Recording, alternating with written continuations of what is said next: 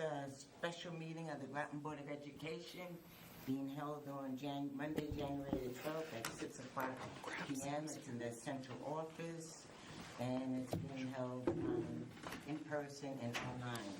In attendance tonight, we have Sean Cochran, Jen White, myself, Ben Washington, Mitch Shimbrock, and online we have Adrian.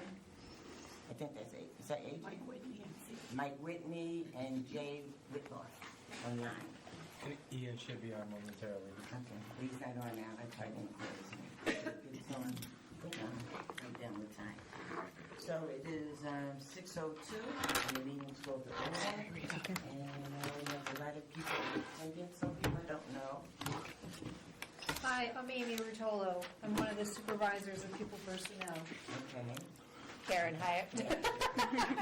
You've seen me enough this year. All right. And then, I'm Katie Vanessa. I'm another PPS supervisor. okay, are you married Dan? Yes, I am. All right. And then we have Denise Doolittle, Anita, and Anne Marie, and of course, Superintendent. And welcome back, Sam. Why, thank you. All right, the second item on the agenda is the special ed report, and I'll turn it over to the superintendent. Well, I know that we have just begun this district-wide special ed committee, and I'm hearing very good things. It was actually the board's suggestion, and I know they've done some really great work, so Denise wanted to be able to meet and kind of brief you on some of the committee's work, and we can do that throughout the year, too. Thank you, Susan. I'm just going to share the presentation. All right. And for those of you who don't know the role of the supervisors, Amy primarily works at the high school, and she works in our alternative program, the New Beginnings Alternative Program, and she also has quite a large caseload of out-of-district magnet students and board-placed students. Karen, who you've met last month and in the fall, is our early childhood supervisor.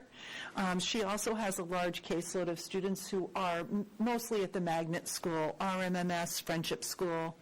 And then Katie is our supervisor that specializes in working with children who have challenging behaviors. So Katie oversees our academy programs at the elementary school and middle school, and she also has a smaller caseload, but some of the students that are not successful in district who need a more supportive, smaller environment with more adult, directives and supervision, we do have to place out of district. And Katie stays with them because she's worked with them in the academy programs. So she has a caseload of out-of-district students too, but not quite as large. And then I oversee primarily the self-contained special needs programs as well as the rest of the district. But I work more closely in those self-contained special needs programs. And I have an out-of-district caseload as well. So we have time on Fridays when we meet and we collaborate and we communicate and we support each other. And I certainly could not do what I do without these three talented ladies. So I'm so pleased that they're here tonight. So as Susan had indicated, we do have this year a committee. It is a special ed committee. I'm sorry, it's not advancing for me, the presentation. I'm not sure why. Oh, it's a PDF, sorry. So we have structured and recruited staff from across the district to participate in our district-wide special education committee. And the purpose of the committee is simply to have a dialogue about the issues that are impacting our special educators. The state started this last year and the year before, coming out of COVID. There was a lot of concern about the stress level, quite frankly, of our special educators. We had a new IEP program that came out right after COVID, so that certainly didn't help. And we've been looking for ways with the state to kind of ease the burden on our special educators because they do have quite a bit of responsibility in terms of PPT meetings, testing, writing IEPs, and then, of course, instructing. So they have a little bit more on their plates, not that other teachers don't, because they certainly, have their own challenges. But our committee was a way for our district to dialogue and talk about what are the issues that are impacting you, and then how can we move forward addressing them. So what we're going to share with you tonight are the results from the committee. And of course, we're using our template for our presentation to show you that all of the pillars of our strategic plan were addressed in the feedback from the committee. So priority number one, and as I go through the priorities, Katie, Amy, and Karen will give a little bit more context, and if you have any questions, please feel free to ask at any time. So priority one of our district strategic plan is to prepare all learners to be future-ready and globally prepared citizens. So three of the priorities that our committee addressed was chronic absenteeism. I know that you're aware that that's an initiative not only at the state level but at the local level. One of the main concerns is that students with disabilities have statistically, both state, national, and local, a higher chronic absenteeism rate than their non-disabled peers. So that's something that we in our department have identified as a priority, because if a student with a disability is not present, obviously they're not learning. And given that they have a disability, we know that they need even more instruction in order to close that gap. So when they're not in school, it makes that gap even larger. Is the absenteeism due mostly for medical reasons, or? It's a variety of reasons. Some is rooted in anxiety. Okay. Some is rooted in, just school avoidance for a variety of reasons. Some are medical. But overall, our high needs population has a higher percentage of chronic absenteeism than other students. We've also identified time for paraeducators and tutors to communicate about student progress and share updates. So particularly at the middle school level, the paraeducators assist with bus duty. So we have paraeducators and tutors on our committee, and they shared with us that they really would like us to find a way to carve out more time in the day for them to talk to the teachers after school, so that they can share an update on, maybe information that the student shared with them during the day, or a problem that they had that they want the teacher to be aware of. This communication happens, the next day, or it happens through text or notes or emails, but they really felt like time to communicate with the teachers is a priority for them.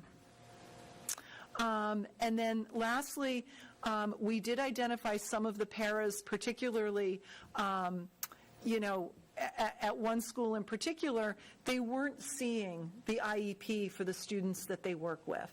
So we have a document called IEP at a Glance. It's like a condensed or abbreviated version of the IEP. And we have made sure, we actually had a department meeting in December, and we made sure that all of our teachers know that this is something that can be addressed right away in terms of printing that IEP at a glance from CT SEDS and sharing it with the paras and tutors as soon as possible. So they didn't have to print the IEPs for every student on their caseload, bless you, just the students who work with paras or tutors. And then we told them it's very important that they have that IEP in a confidential location in the classroom, so that after the para looks at it and reviews it, they can go back and they can refer to that IEP as they're going about their work with the student, right? Because we don't give the para or the tutor a copy. That document is confidential. It stays in the classroom, but we don't expect them to memorize it. So as they're working with the student, if they have a question, maybe it's a math objective, or maybe it's, part of the behavior plan that they reviewed, but they have a question. We want them to know this is a place where you can go in the classroom. You have access to this IEP. You can review it, become familiar with it, so that you're better prepared to work with this student. Is there a time during the week where the parent and the teacher could sit down and they talk to each other about the, I'm going to look to Katie. It's the schedule, especially at the middle school, is very tight. It's a little bit easier at the elementary school when the students are having snack. They can have a little bit more two-way conversation. But I know at the middle school and sometimes at the high school, the schedules don't always permit it. Do you want to comment on that, Katie? Yeah, I would agree with that. I think it just depends on the level, and then I think that, I know in the elementary programs, they try to maximize those few minutes before and after school when the students are just arriving or dismissing, so I think they make the best of the time that they do have, but it is definitely a challenge to have that time during the day. so would you say there's little teacher, para support, little support for the para from the teacher? Well, I think what they're asking for is potentially to add a few minutes onto their day so that they don't have to swipe out right after bus duty and leave, so that they have some time to talk to the teacher at the end of the day. And it might not be every day. It could be, twice a week. We do this often in our high needs classrooms. We build in extra time. Sometimes the paras are paid to come in at 8 o'clock rather than 8:30, or 8:15 rather than 8:45, because they do some data collection. They set up the programs for students so it's ready when they walk in, and they have time then to talk to the teachers. But that doesn't always happen in our resource program. So that's something we want to look at. Yeah. And at the beginning of the year, there is time built in for parents to come in and work with the teacher and look at the IEP. But remember, we are a very transient community, even our paraprofessionals we have coming and going. So if they didn't get that opportunity right at the beginning of the year, we almost need that built-in time. And things can change, based on a child's new IEPs. Mitch? Is this the first time that this is being considered? We've had special education here and IEPs for years, and the paras haven't been able to take a look at the IEP until this just came up. They have, but we discovered through our committee that there was a pocket in one building where that wasn't happening. And we wanted to make sure that it was addressed as soon as possible. So we're sharing everything with you that was shared with us. And some of them are just coming from the perspective of one person. Thank you. Sure. All right. Any other questions on this page? You will go with this page, Denise? Yep, sorry. Any questions? Okay, so priority 2 was to cultivate a rich and vibrant learning community. So the committee members shared with us that right now their priority is differentiating the curriculum in ELA and math, because it's our second year of Wit and Wisdom, and it's our first year using iReady Math. So the teachers are really spending a lot of time delving into that curriculum and modifying it and differentiating it. So that has been a priority for them, especially at the elementary level, and really at the middle school level too, because they're piloting the Common Lit program. Another priority was implementing the tiered response for challenging behavior. This is an offshoot of our climate legislation. We do have a protocol or a very structured response that we have to follow when challenging behavior meets a certain criteria. So that has been a priority.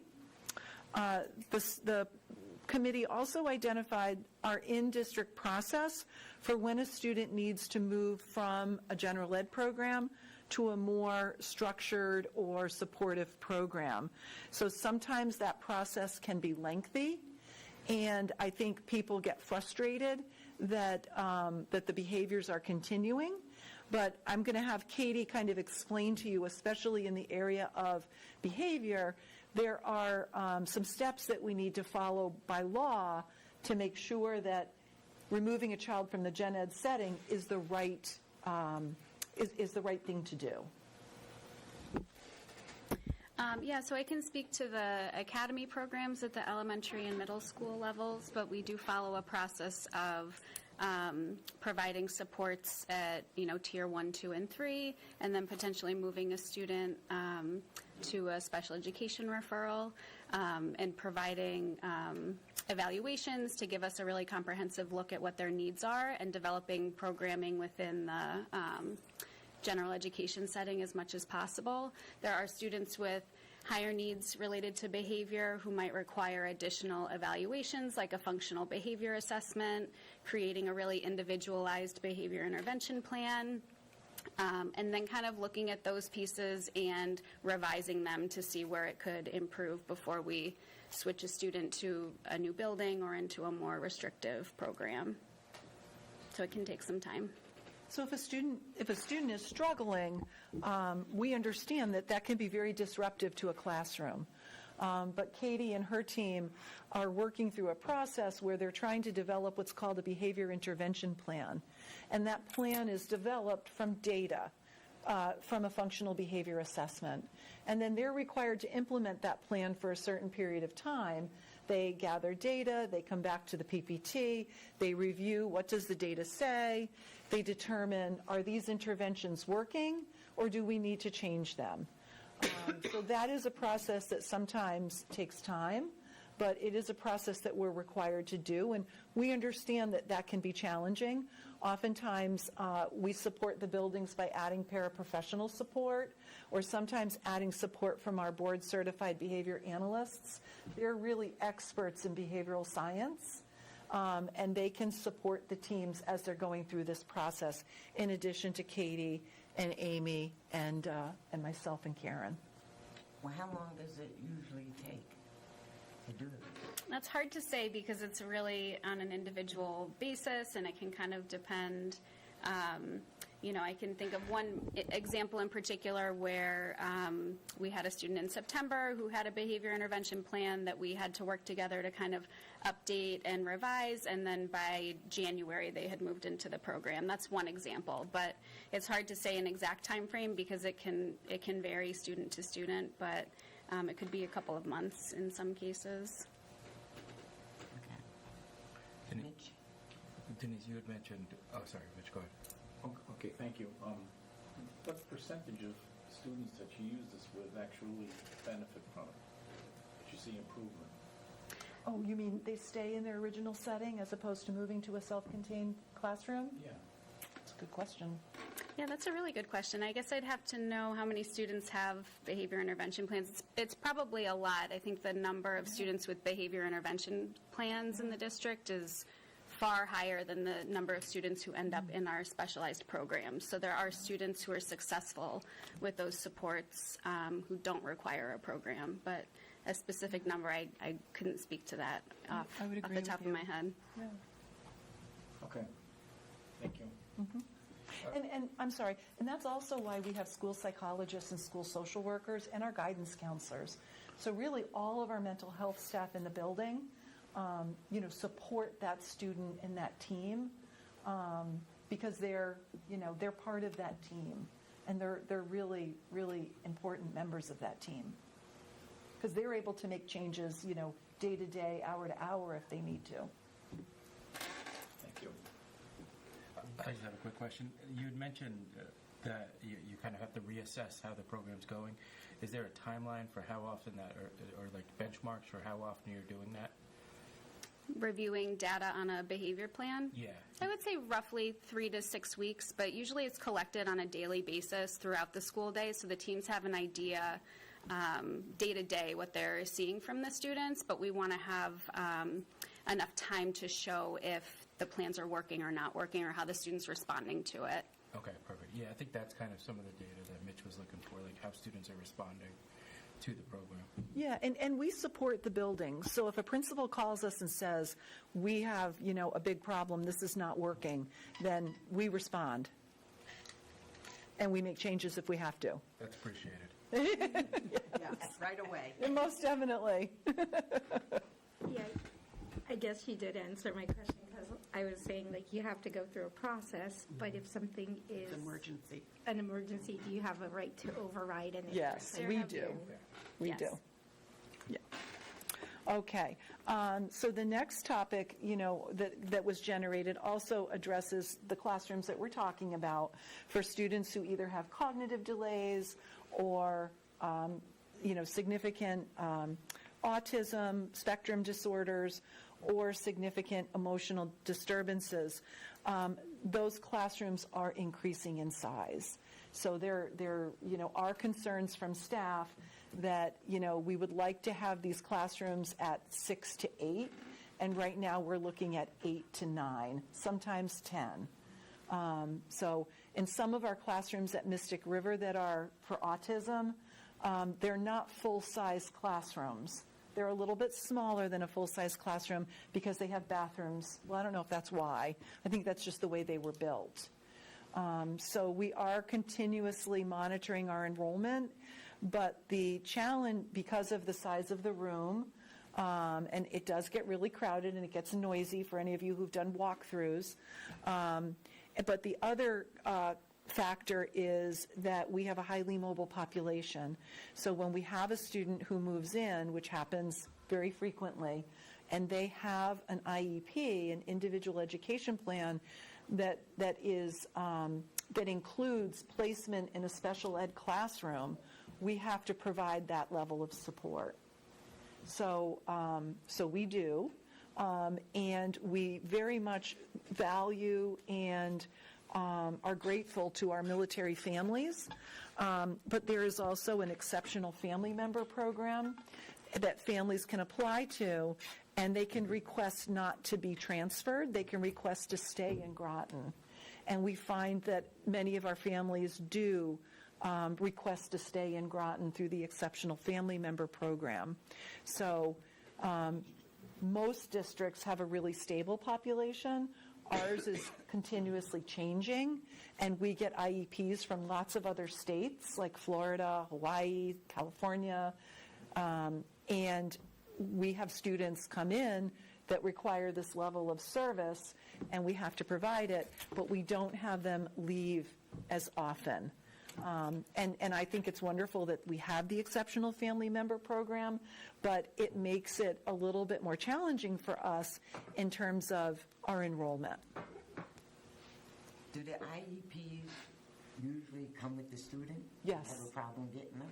Not usually. Okay, good. Yeah, they're pretty good about that. Okay. Yeah. And then lastly, for our students who have dyslexia, or if they don't have dyslexia, but they have a real delay in reading, we provide structured literacy, which is a one-to-one or small group reading instruction using approved structured literacy programs like you may have heard of Wilson, you may have heard of Orton Gillingham. Those are research-based reading programs that are designed to teach students who are struggling to learn to read. So we are training teachers every year in structured literacy. So that was one of the things that came out of the committee, that the committee wants to continue to see teachers trained in structured literacy. And that is something we are doing. We are getting both literacy, interventionists, and special educators. How many seats did we? This year we're training about 6. So this is also an initiative through the State Department of Education. So they're offering, I think, 6 seats in the spring for free, 3 at Orton Gillingham, 3 at Wilson, and then we're training 4 or 5 of our own. So the reason why this is a priority for the teachers is because when you have a student who is really struggling to unlock the code, these structured literacy groups take place in very small numbers. So some of them are one-to-one. Others are a teacher with only 2 or 3 students. Sometimes the groups go up to 4 or 5, but it's tricky because the kids all have to be reading on the same level. And, moving the group forward is tricky if one's going a little faster than another. So you do need quite a few teachers trained to be able to meet the needs of all of the students because they're small groups. It's delivered in small They group. appreciate the training. It gives them other skills, even working with other children that might not have a label of dyslexia, but just to crack the code and to work. And I think the work that we've done district-wide in the Tier 1 has also been so valuable. So Yes. the classroom teacher has Yes. some of this level of understanding. Yeah, the teachers commented on that. They really appreciate the emphasis on phonics in the Wit and Wisdom program because they feel that that's going to lower the number of students in the upper grades who need structured literacy because they'll have had that phonemic-based foundation.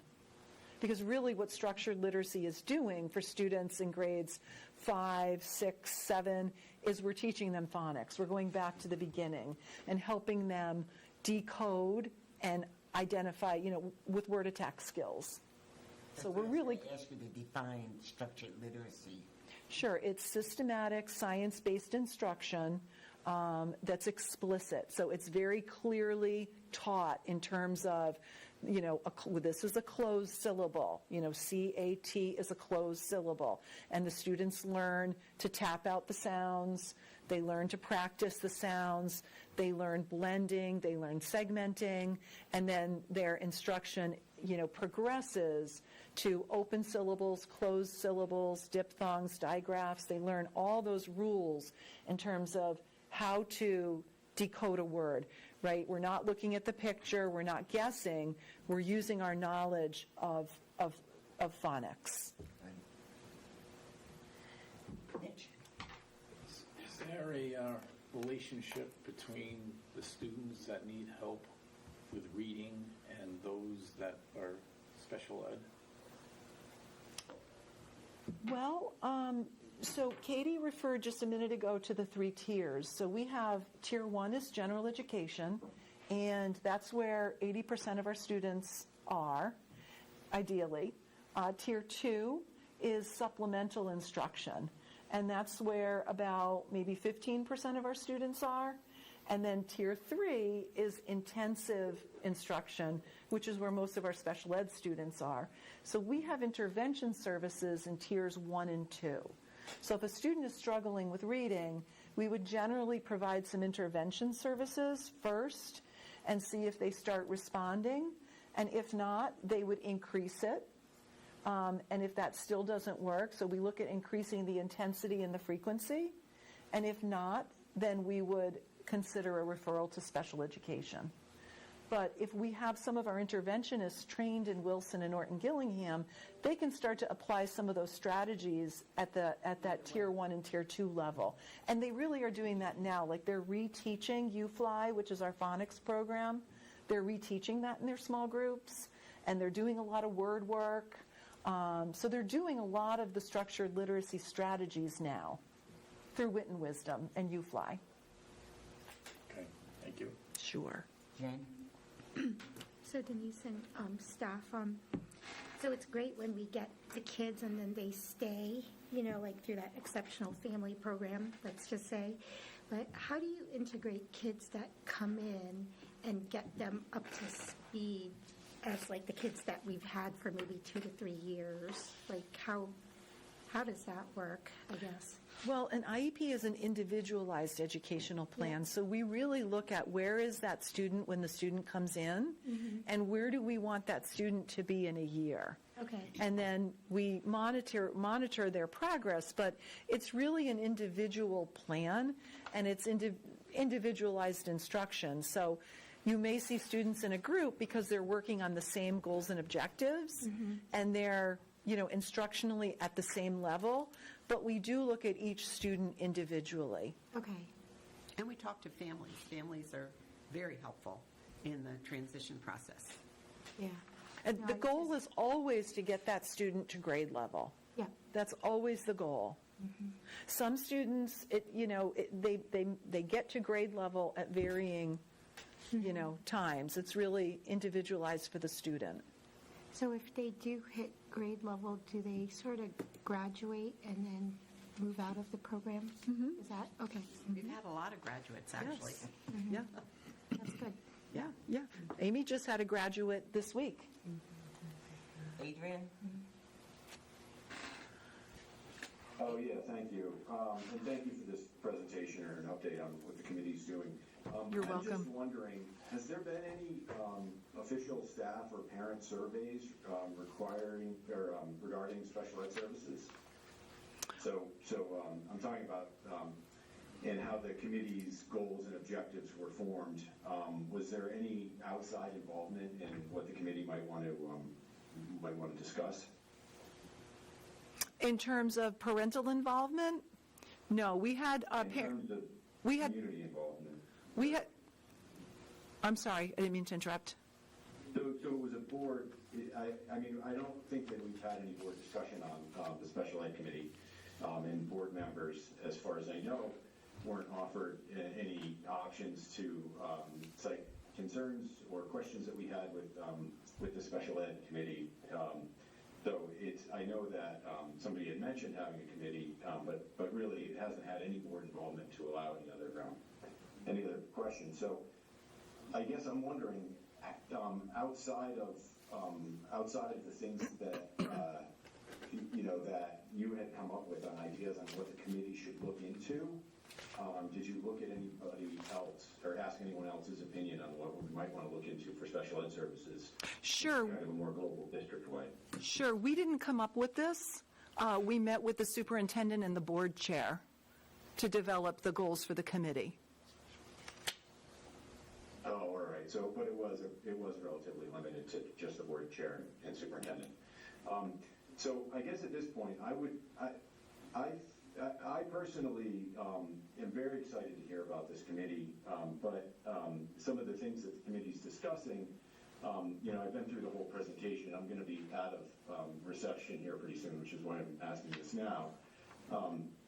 But I feel like the committee is going to leave a lot of things out that board members or other members of the committee might be really interested in having some more information about.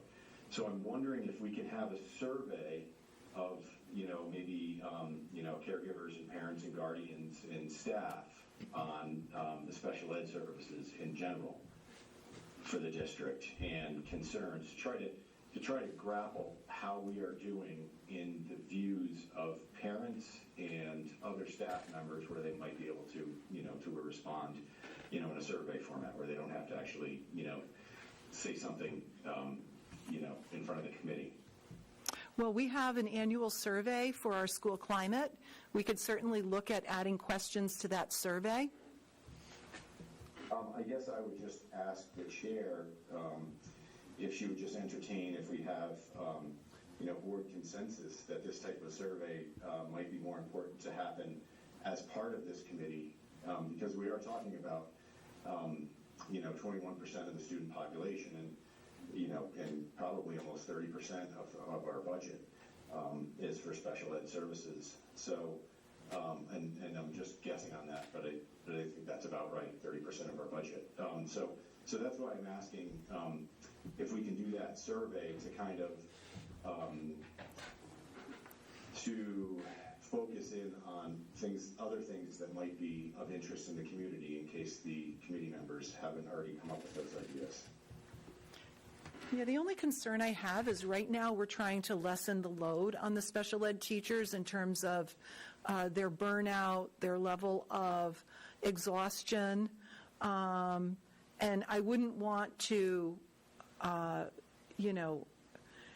wouldn't want to add to that by having them feel as if their work is not appreciated by the community and that we're looking to generate concerns from the community, because I think that every school has wonderful teams that communicate with their parents regularly. The teachers are communicating with parents on Parent Square every day in some cases. So I wouldn't want the message to the staff to be that we don't feel that you're doing an adequate job and we need to get input from the community, because I feel as if those parents had concerns, they know how to get them addressed through the case manager, through the assistant principal, through the principal, through myself and the supervisors. Parents call our office, regularly. So I would just be concerned about the message that would send to the teachers, who are working really hard. Yeah, I understand that, and I think that we should ask teachers as well, but I think it's important that parents and caregivers have some opinion so that we know how are we doing in special ed compared to the rest of the state? Do we know? In what area of special education? That's a very broad term. So, well, whatever area, I guess, whatever you would say. Whatever I would how say. is our Special education is a service. It's not a place. It's a service that's comprised by special ed teachers, related services personnel. We're governed by laws and regulations from the State Department of Education. So I don't really understand what your question is about how do we know how special ed is doing. We present... I guess in student outcomes, how are we doing in student outcomes compared to other compared to the state or other towns? Well, we presented that when we presented the state testing results. We presented the subgroups. So that's all on Ed's site in terms of our district performance and the performance of other districts in the state. All right, well, I guess I would just like to say that I have other questions about the special ed department or the special ed services in the town. And because there's been no board discussion on this, I would like to have the opportunity as a board member to have some questions answered or have some voice in the charge of the committee. Because it seems, quite honestly, it seems like a lot of this stuff would just happen normally as part of internal dialogue inside the department, that it doesn't necessarily need a committee to happen. I mean, we should know about a lot of this stuff anyway, just kind of like what Mitch was saying. But so I guess I would go back to, I would like to have a survey for parents and caregivers of students just about special ed services, their feelings about special ed services, if they feel that they've been accessible. I mean, we could come up with some ideas for questions for that survey. But I would just like to know if there's other board interest in that, and if the chair would see if there's board consensus on holding that survey, on asking the administration to do that survey. Well, I'm personally fine with Denise putting it at the end of adding those questions to the climate survey, and that would be less work for them. If you have any additional questions that you want the committee to address, Adrian, just forward them to me, and I'll give them to Denise, and her committee could address those I guess questions. my question would be like, I would like to know how the parents think our special ed services are, and I feel that waiting until we go over that climate survey in, I believe it's August or September, we might be kind of missing the boat on that. So, and I feel this is a big enough topic where it would warrant a survey of its own. Okay. Mitch? So can we just see if there's board consensus that other board members have interest in that? Okay.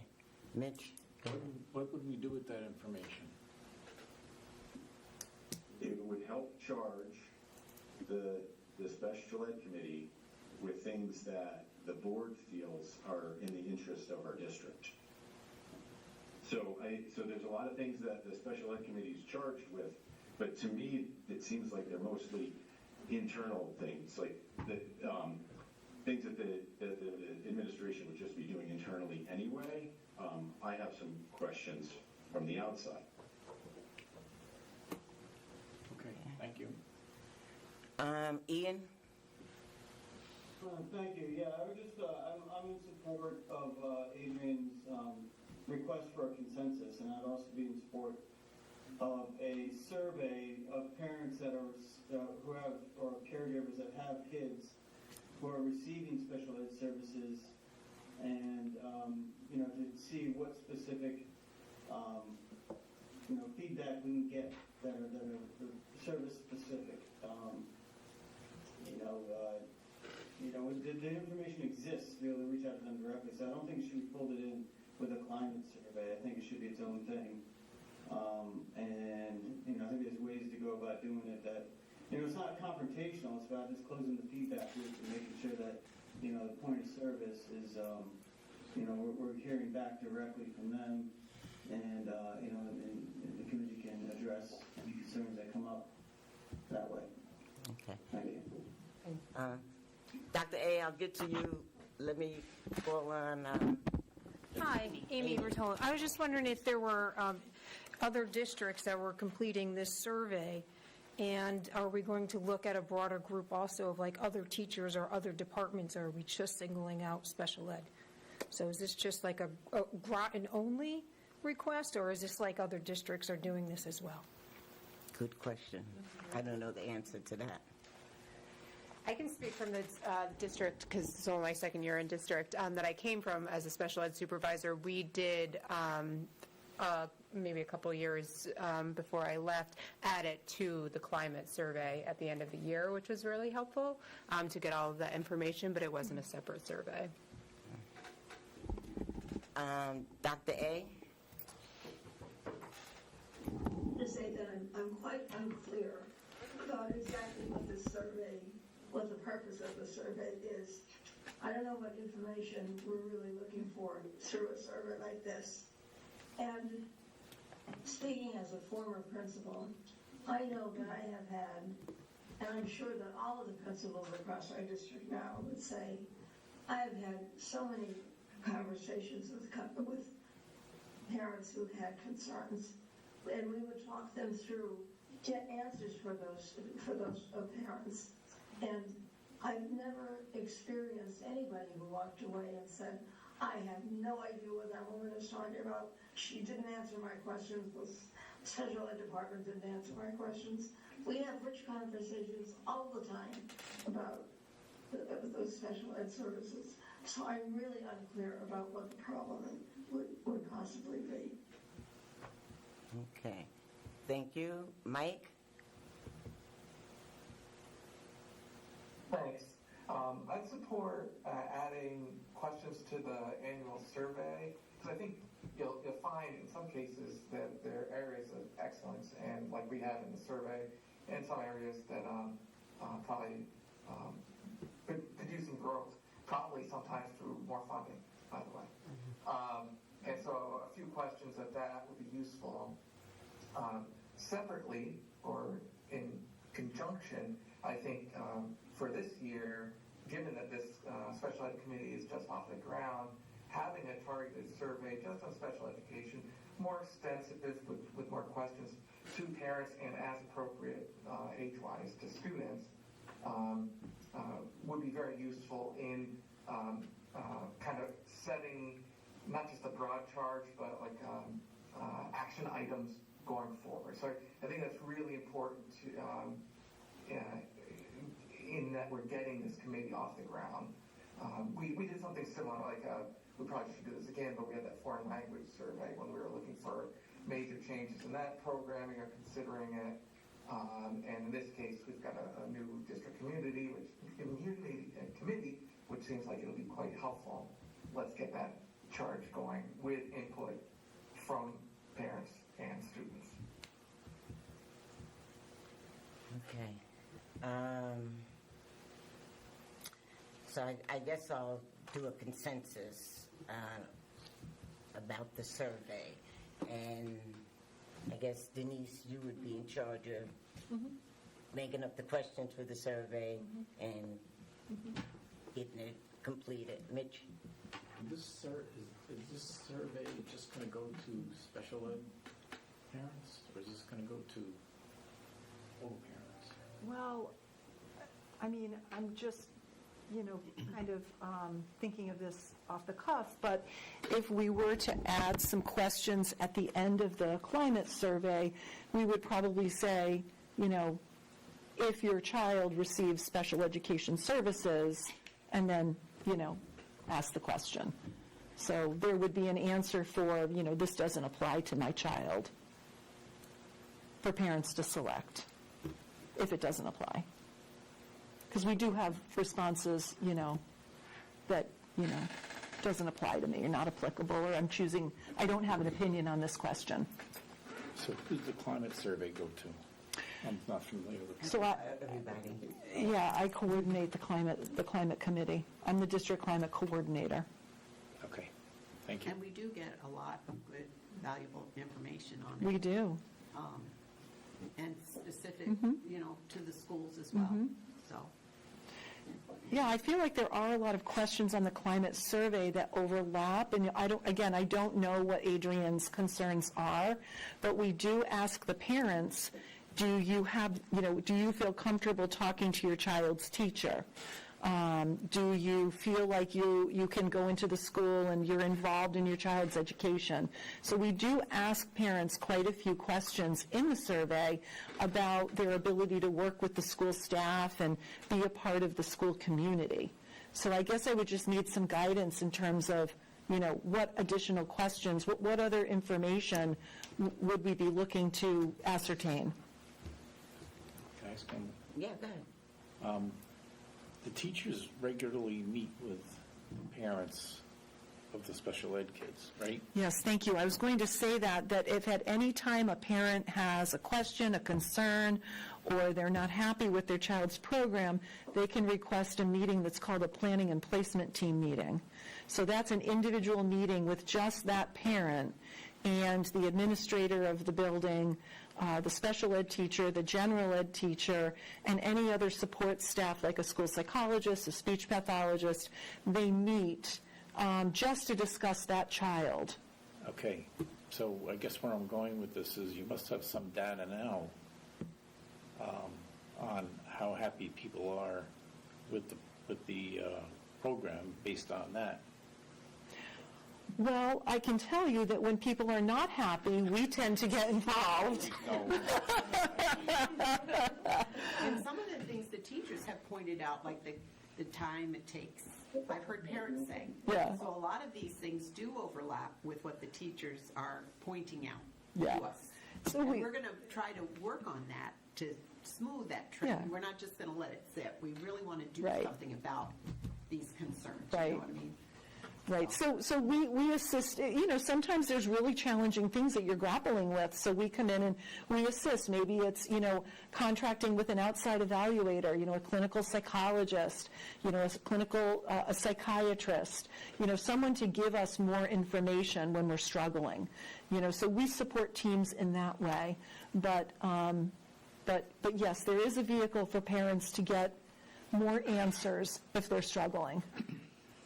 And the buildings, I just want to say, the building administrators do an absolutely fantastic job at communicating with parents, facilitating IEP meetings, answering questions, working on schedules, which, is like nonstop at the middle school, high school, to make sure that students have a program that meets their needs. So we get involved, but, it's not, we're not being called all the time. It's kind of I'm not going to say rare, but it's not the norm that we get called in.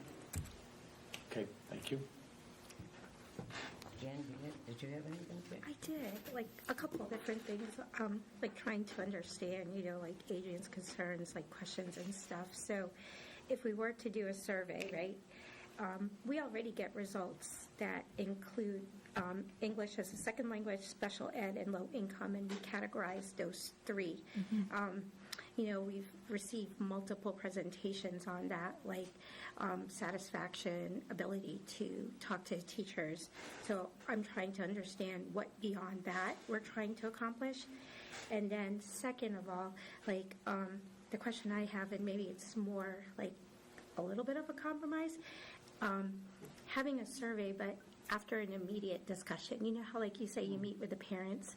I just think of it as like when I call, and it's like, was your concern completed the first time around, the second time around, and how would you rate your overall experience? If we capture that after each meeting, like a quick survey, Like that. we would have that without having to go out and put another survey out, because it's more impactful. Like, I called you, I had a concern about my child. Was it resolved? Yes. That's more of like, is the satisfaction, and is it being completed, and any other. So it's almost like, yes, and it's like a quick, I don't know how we would accomplish that. But I think that's more more impactful than trying to recreate what is already being. Yeah. And it's like, but I don't know what Adrian's trying to accomplish, Right. and like what the questions are.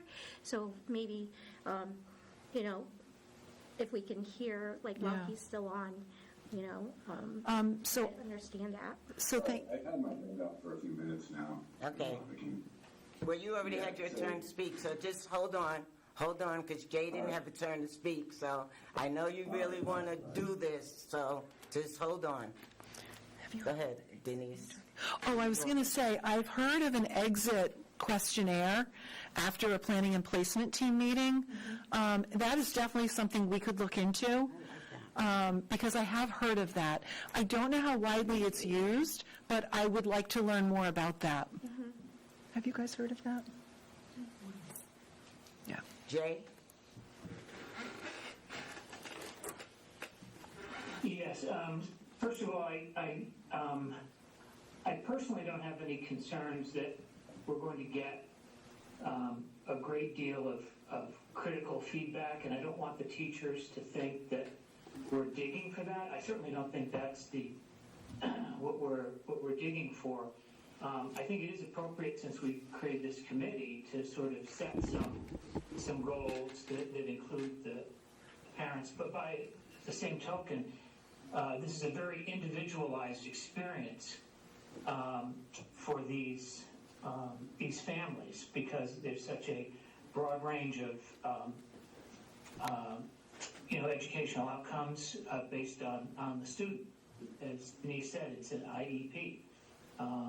So I kind of like Jen's idea of surveying the parent individually to gather that feedback, as well as putting it, on the climate survey. So I could support that. Okay. I'm a little uneasy with a survey only for the special ed department, because we don't do that to any other department. I hear you say we did it for world language, but that was world language. We weren't surveying the department to get feedback on how that department is doing. So I'm very uncomfortable with doing that type of survey. I am in favor of what Jen has suggested, and putting the questions, adding additional questions to the climate survey. I am not in favor of just singling out special ed and doing a survey, because some people are not happy with what happened with special ed, and I don't want to feel like I'm dinging special ed, and it almost feels that way to me right now. So I can go around, take a consensus so we can move on. So it's either Jen's suggestion or Adrian's suggestion, or doing a survey. Sean, how do you vote? I like Jen's suggestion, but I do think that, just to add a caveat, I do think that what Adrian said about waiting to get this data from something in August or September is too long.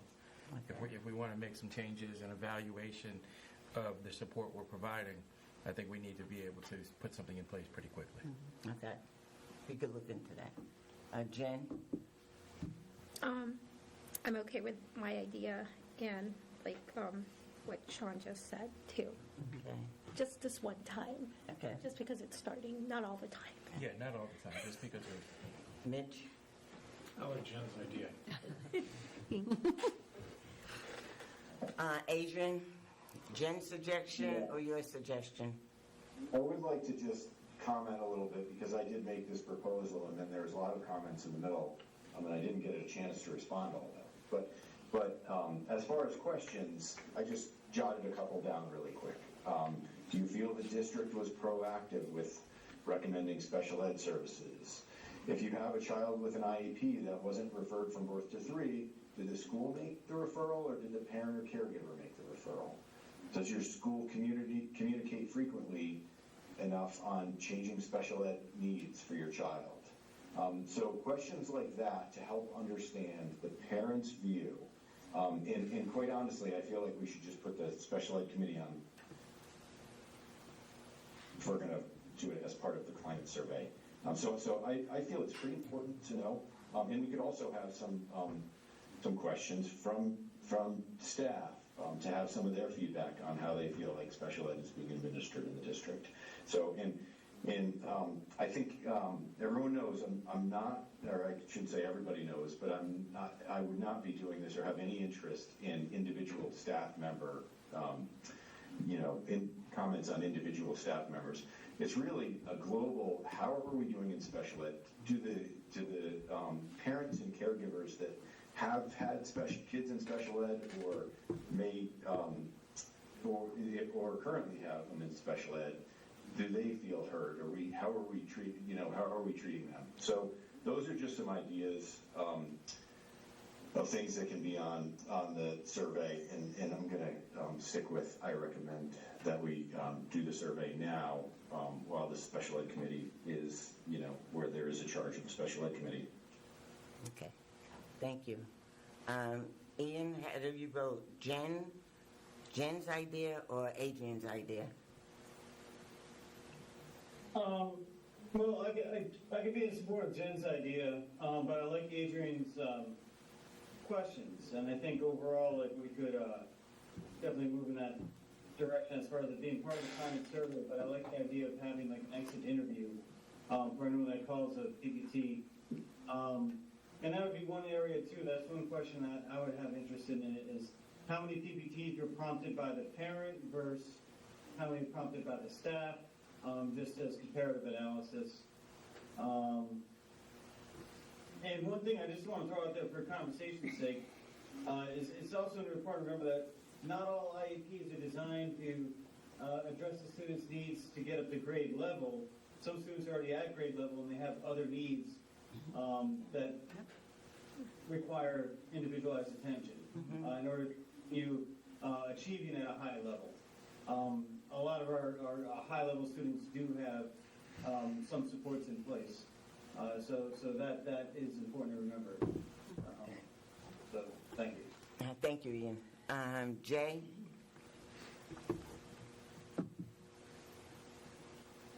Yeah, I'd like to start with Jen's idea, and I think that if we can incorporate some of Adrian's questions in that, then we still are beginning to collect the data that we need overall from the actual families that are affected by this program. Thank you, Jay. Mike? Thanks. Just a quick question. Does Jen's idea include adding questions to the annual climate survey? It does, at the end. Yes, it does. It does. And maybe Adrian can forward his questions to Susan, and we can get them included in the climate survey. So the two elements are adding questions to the annual climate survey, and then sort of like PPT exit Right. questionnaires that then would be somehow, statistically combined. Would we see the results of those like in a bulk fashion at some point? The exit survey?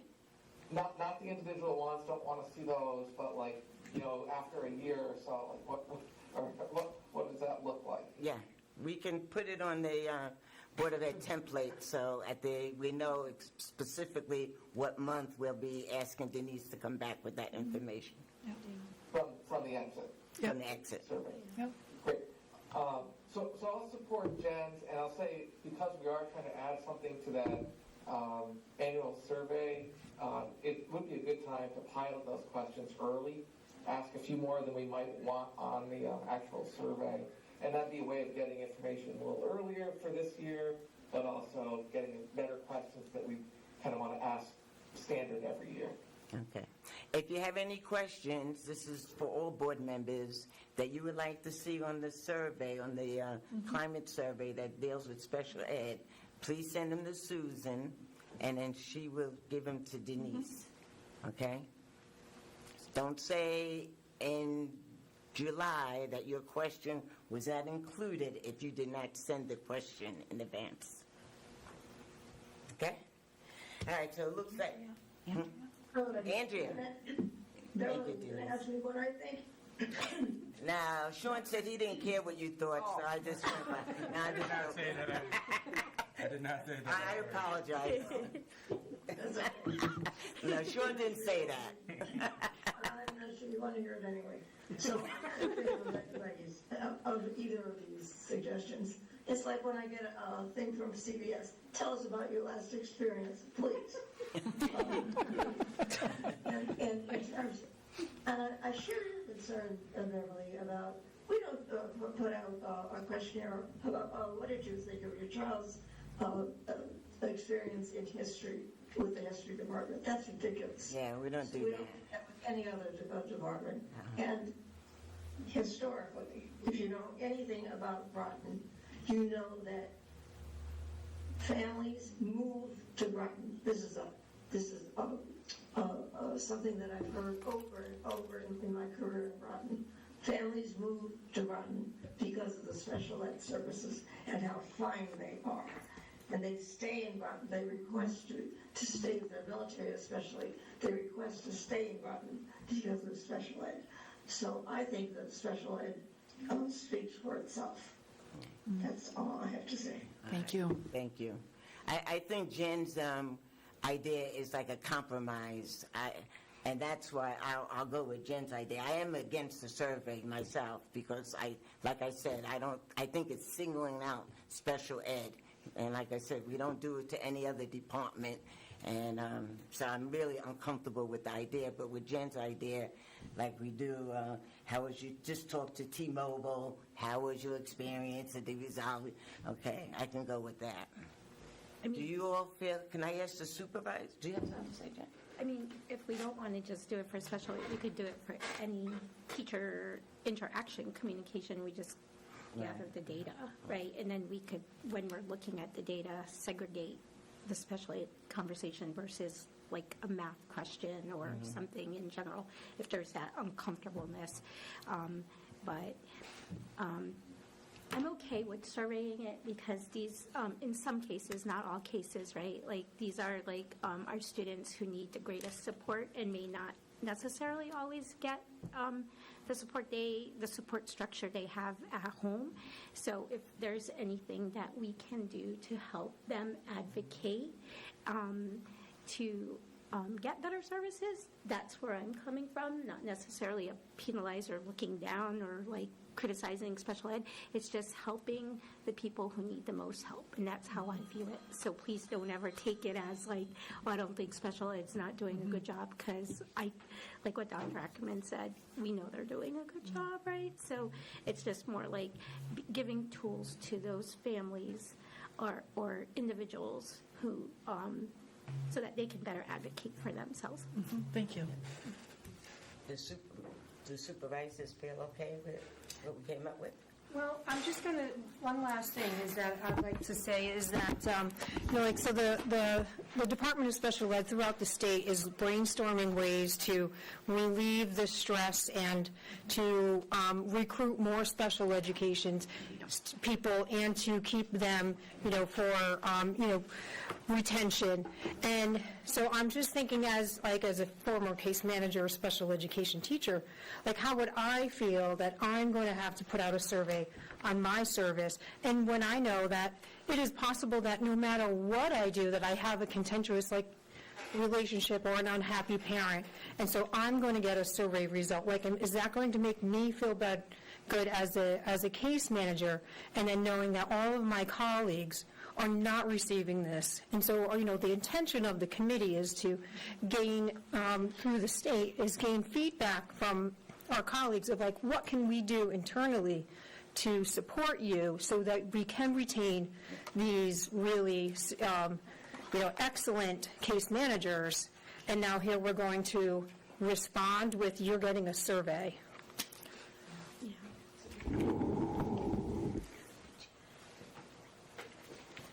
Now, I'm just saying, I hear what you're saying, and I'm just saying, like Jen said, maybe doing it for everybody and not just special ed. Any interaction with staff or principal would be better. I don't know how we can come up with doing something like that. I just think you're putting burden on teachers when it doesn't need to happen. We do hear from families when they aren't happy.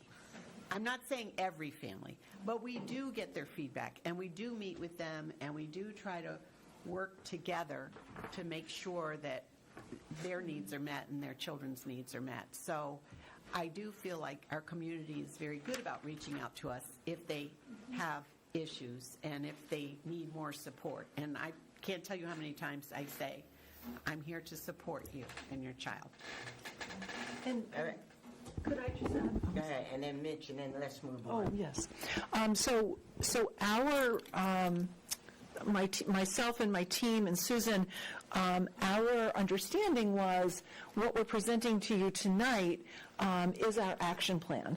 So we have already started to move forward addressing these priorities.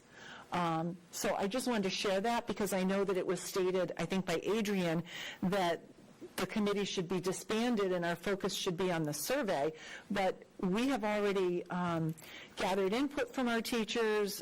We're at our next committee going to be establishing small work groups, and some of the real procedural concerns, such as looking at the IEP for the paras, we've already addressed. So we certainly have, we haven't finished our priorities, we have a few more, but we have identified our plan in terms of our strategic approach to addressing these priorities and how we can gather and convene small work groups to develop some action steps to address them district-wide. Including a SWOT analysis, which is looking at strengths and weaknesses. Yeah, that's coming up. Yeah, so. Thank you. I think, yeah, that they've been very, and I think the teachers who, and paras, tutors who have been on it really feel very happy to do it and can bring back information to their schools because we have representation from across the district. All right, Mitch, and then let's move on. I think it's a good program. I think one group that was only touched on a little bit that's going to benefit from this are the paras. The bulk of the work, I think, is on them. Okay? The question I had, though, is related to this climate survey. What percentage of people fill it out and send it back? It varies per school. We have gotten more responses with Parent Square. Most of the students complete it because we schedule time during the day for them to complete it. And most of the faculty complete it because we dedicate one of our faculty meetings for them completing it. Or TLI days, too. They will. Right. And then the parent survey we try to have available for parent-teacher conferences in March and April, so they have computers set up when parents come in and folks there to kind of encourage them to take the survey. That's just one way, and in case a parent maybe doesn't have internet at home, they can take it at school when they come in for the conferences. So we try to get creative in terms of how we can get more and more parents to complete the survey. We can get you a copy of the school climate survey results. Mitch, we'll put them in your board packet. Okay. Let's go back to the report. Sure. So we're going to turn to Amy for priority 3. This is aligned to strengthen pathways that develop post-secondary readiness. So Amy's going to talk to you a little bit about the work they do at the high school. Yeah, so what the case managers attempt to do is to prepare the students for, currently in high school for their post-secondary life after high school. So one of the priorities we recognize is making a stronger effort in trying to connect those parents with our community service providers like a BRS service, and so that they continue to receive vocational support after high school. So we could start it during high school. Some students receive level up services that can be with a collaboration with BRS and the community and the case managers. So we're really trying to make every effort to get those students connected for vocational services post high school. At the Bureau of Rehabilitation Services, so their representative, they have a student representative that comes in and we collaborate, and they will, with a release and with, parent and student input, we will provide, they will do mock interviews, they will do job readiness, soft skills. So it's really an important, and this could, collaboration, and we could, this will provide adult services for the remainder of that student's life as they need it. So those services can change, and they're always available. And so when they're connected in school, it's an instant enrollment, and they can just be supported for really the rest of their adult lives for vocational supports.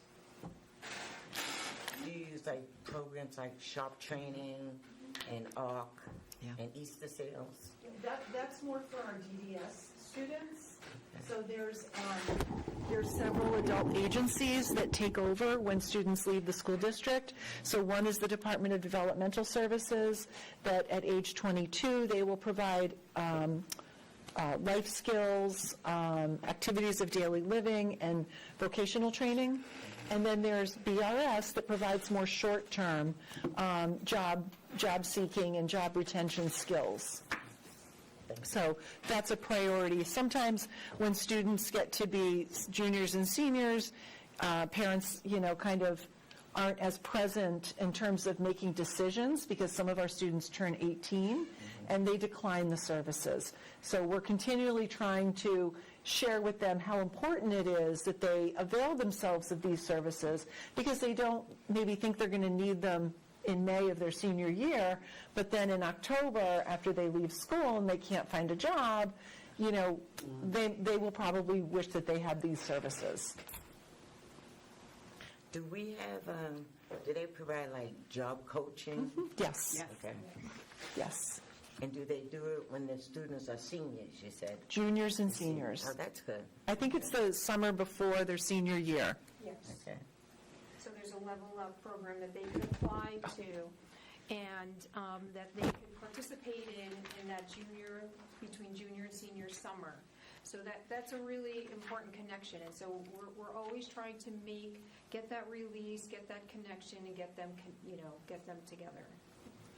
Jen? So I know you mentioned that, by the time junior and senior year comes, they may have turned 18 and parents are shut off. Is this something we could sort of introduce their sophomore year so that the parents have an idea in their head and know how to, just a reminder to ask about it the junior year, so even though they're no longer authorized, they're at least aware and can manage their child to be hey, do you remember those services? Yeah, we do. Okay. We start to plan for secondary transition services when the student turns 14. Oh, good. But sometimes these agencies won't really get involved with the student until they get close to graduation. Okay. Yeah, because I used to sit on the United Way board, in Hartford, and I know there were a lot of agencies that supported growth and development, and I wasn't sure, if we were able to work with agencies to help support the students. Is that something that we do for you had said it was only applied to a certain population, but do we work with other agencies so that all the students who may need help at least have access? Or Well, at our PPTs, starting at the first one of their 14th year, we start these conversations with our special ed students. And so then we have transition pages and transition goals and present levels. And so similar to other academic or social emotional goals, we have transition goals and objectives as well. Okay, great. Thank you. Oh, whoops. So the next priority is attracting and growing a skilled and supported workforce.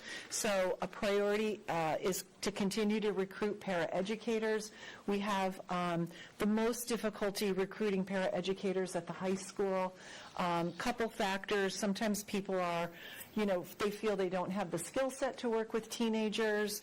So I think maybe they gravitate more towards the younger children.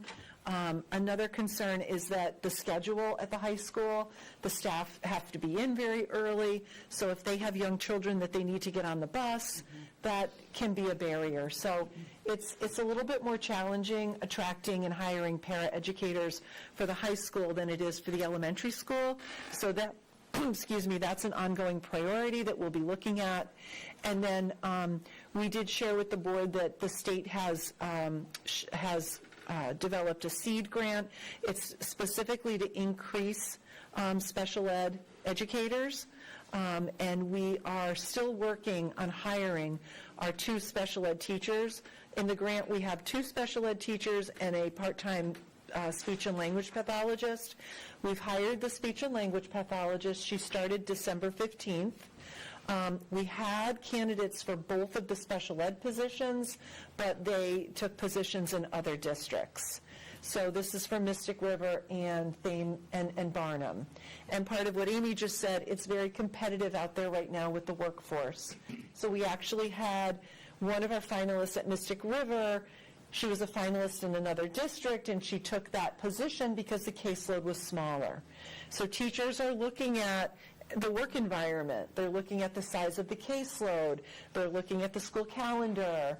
They're looking at the salary scale, the working conditions, and they're able to, kind of pick and choose where they want to go. So we are still trying to hire those 2 teachers. We're back to square one. We reposted the positions, and again, another challenge is it's difficult because it was the holidays. Now we're back from the holidays, so we're hoping we get some candidates, but they have not been pouring in. So, Mitch? For number 1 up there on that list, the paraeducator vacancies, you talked about several reasons why you think you have the problem. What are you doing about them? well, that's what the special ed committee is going to tackle. The group, we're going to have a small committee. We're going to break up by level, and we're going to assign these priorities to committees. They're going to develop action steps to help us address it. So we want to have input from all of our stakeholders. And I would say our HR department is probably at job fairs, I would say a couple times a month, and they really do try to outreach to get support, because the paraeducator is probably one of the number 1 priorities of hiring in our district at this point. But we have done much better than we had done during COVID. Our numbers are really almost back up to where they should be, but we do have still outstanding vacancies. Right. Jen? I'm assuming that because these are vacancies, they're part of our budget, when whatever page that ends up being in the book. These are grant positions, Oh, the they seed are? grant. Oh, Yeah. okay. Because I was going to say, if you can specifically sort of like say, hey, average caseload district, whatever, 10, average caseload, another district, 8, or whatever, just so that we can get a comparison to say, like, yes, the caseload is higher, we know that, so then that, as we're requesting, but it's not operational, so my question is irrelevant. Well, the caseloads will decrease if we could fill the positions, right? So if we have an extra teacher at Barnum and Mystic River, the whole point, of hiring a teacher for both of those schools was because of the size of the caseload. Yes. So the caseload will decrease, but it was special education teachers, speech pathologists, school psychologists, even administrators is a shortage area in the state. So it's just a really, plus it's a tough time of the year with the holidays. Yep. So it's been tough to, unfortunately, we got the grant money in September when everybody was in their district. So we're just having some challenges filling it, but we're not going to give up.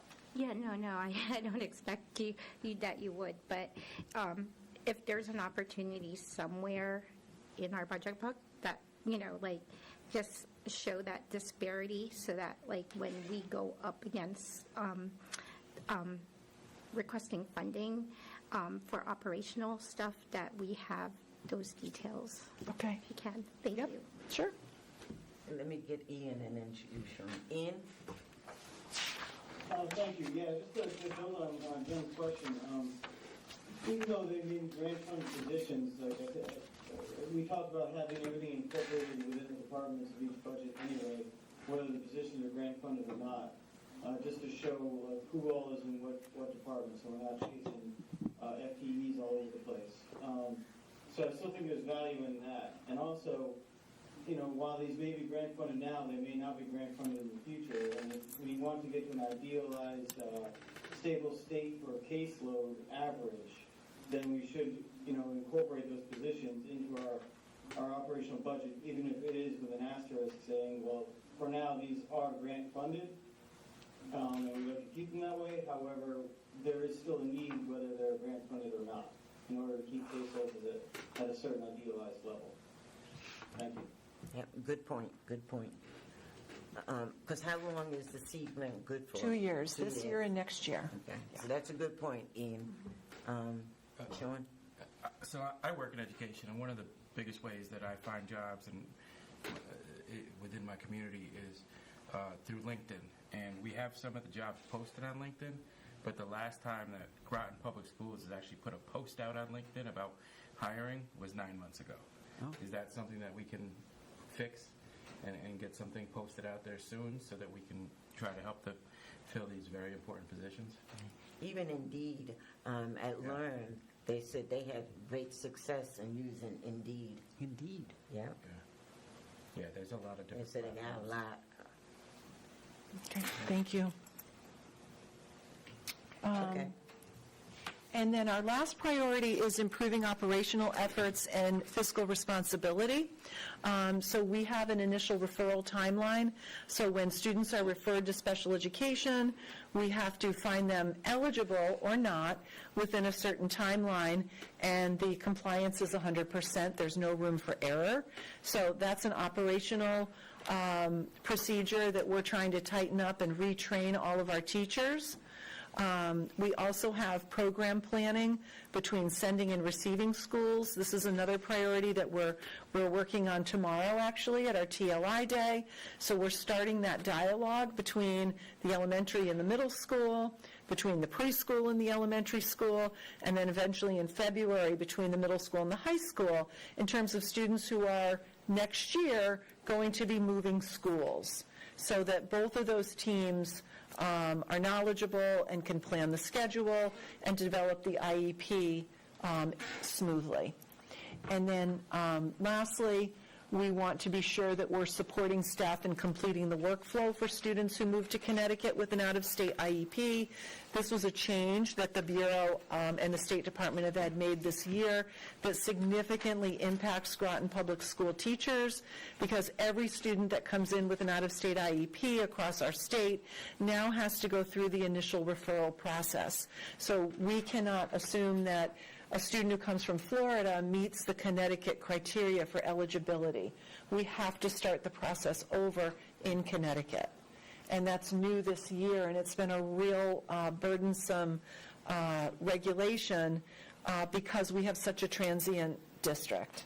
So our teachers are very stressed, and we've been spending a lot of time supporting them and training them and helping them with this process because some districts, have really stable populations. They never have changes or students move in and out. But with our district, it's almost a daily occurrence. And then lastly, we have some strengths and opportunities that the committee generated. And number one is just the high-quality Tier 1 ELA and math curriculum, including the supplemental resources that teachers have access to meet student needs. They really feel that, in particular, the iReady professional development has been very, very appropriate and helpful for them in their role. They said that we have really highly dedicated certified and non-certified staff who put children first. They felt that as a department that they develop very strong family connections which support student learning. Again, Parent Square has been a really great way for us to, develop that ongoing two-way communication and develop trusting, supportive relationship with parents. We have our Grow Your Own opportunities, so we have a lot of our, non-certified staff who can get tuition reimbursement to become teachers. So that's been really wonderful, as well as the Teacher in Residence program. They really complemented the central office staff, both myself, the supervisors, and our admin assistants who support them when they have questions or problems. They felt that schools have really strong collaborative teams. They work together and support each other to solve problems. Again, they felt that the PD was really high quality, that helps them, do their job. And then we have a lot of teachers who are very, very excited for the potential for universal pre-K for 4-year-olds. So those are just some of the strengths and opportunities that the teachers shared. And then we end with our roadmap to success. Any questions? So Denise, can you, in a couple of sentences, tell me, how this is going to impact our students? And what are you looking for how will it impact our staff? Sure. So we are going to... It's a wrap-up question. Sure. We're going to, when we meet with the committee again, we're going to develop some small work groups. And we're going to ask the work groups to develop some action steps that we can review and discuss and bring back to the administrative team and the people personnel department in terms of how we can tackle these topics. Some we've already started to tackle because it's January and we have a TLI day tomorrow. So we actually started in December at our TLI day, and we're going to work again tomorrow. And we have our February TLI dedicated as well to some of these issues. So we've already started, but we want to continue with the committee and the small work groups developing action steps for some of the other items that weren't as time sensitive. And so what are you hoping to accomplish at the end of all this? How do you think it's going to impact the special ed department? Well, hopefully the teachers will feel as if their concerns were addressed. Mm-hmm. Hopefully we won't be adding more work, to them because they already have quite a bit of work. I think, more than they can really get done in the school day. A lot of them work a lot at night after school and on the weekends on their own personal time. So I'm hoping that they feel as if their concerns are addressed and that their voices were heard, and that we feel that it's important that we improve their working conditions. So as Amy said, we retain them and we don't lose them to other districts. And how's that going to benefit students? And that they are able to, really deliver in terms of moving students forward with growth. All right. Jen? With going back to Beverly's question, as you're meeting in the small priorities team, identify what success is, right? So if turnover right now is 15% and you want it to be 12%, or if you do your own little survey, not that I'm saying a survey, within your teachers, utils of happiness, right?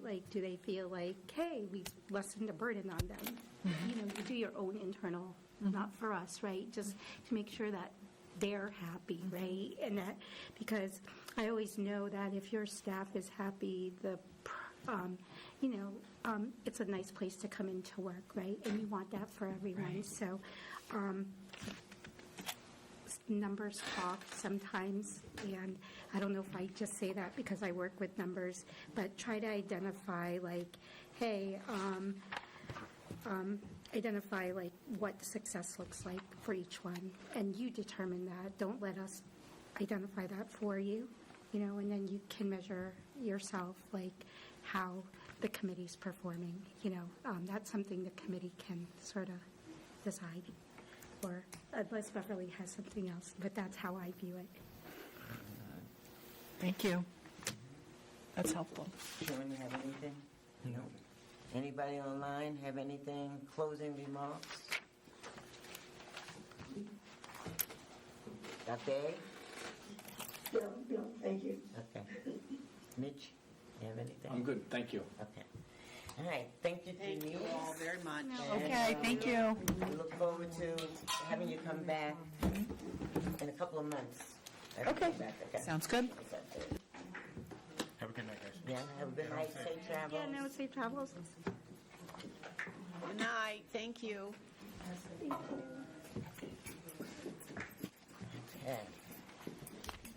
Okay.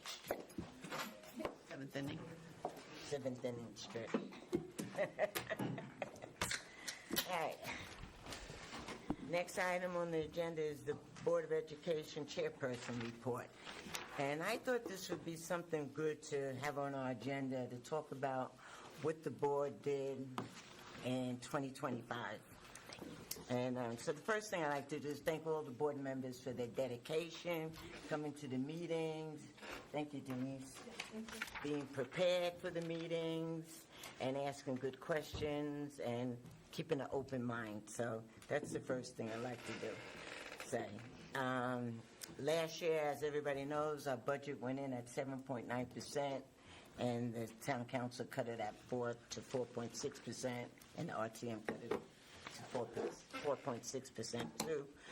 So this year is going to be another tough budget year.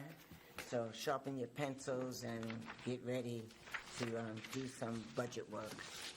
In 2025, we had the operational review that the town council ordered, and we had some good recommendations, and Rita is working on those recommendations. We also had some controversial issues, the swim team, cheerleading, the robotics, but we were able to resolve these issues with the superintendent and the admin and the board working together. And hopefully in 2026, we can resolve some of these issues before they become full-blown issues, because we want positive press and not negative press. So hopefully before any of these things become big issues and people are coming before the board, we can resolve these issues. And also in 2025, we had some sadness in our district.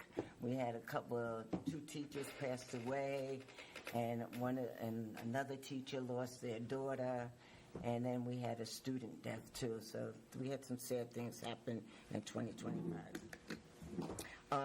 The board did do goals. We did our goals, I think, in August, was it? I think it was August. We developed goals, and the goals were focused on improving student learning outcomes, continue to align our expenditures with district priorities, and we'll be doing that when we look at our budget, review building capacity based on expected demographic trends. I don't know where we are with that. Improve the flow of the board's business. I don't know where we are with that. And community engagement. We really have to think more about community engagement. I don't think, and that was to get the board out and about. People know who we are and out in the community. Maybe the board should think about, and not make it a rule, but like go back to adopt a school where each board member has a school, and maybe just focus on that one school, but don't make it a policy or anything. We could talk about doing something like that. Because I don't think we're doing good with the community engagement. We're doing fine with improving student learning outcome. We're working on that with Anne Marie's help, and we're going to do good with our budget with Rita's help. So that's good.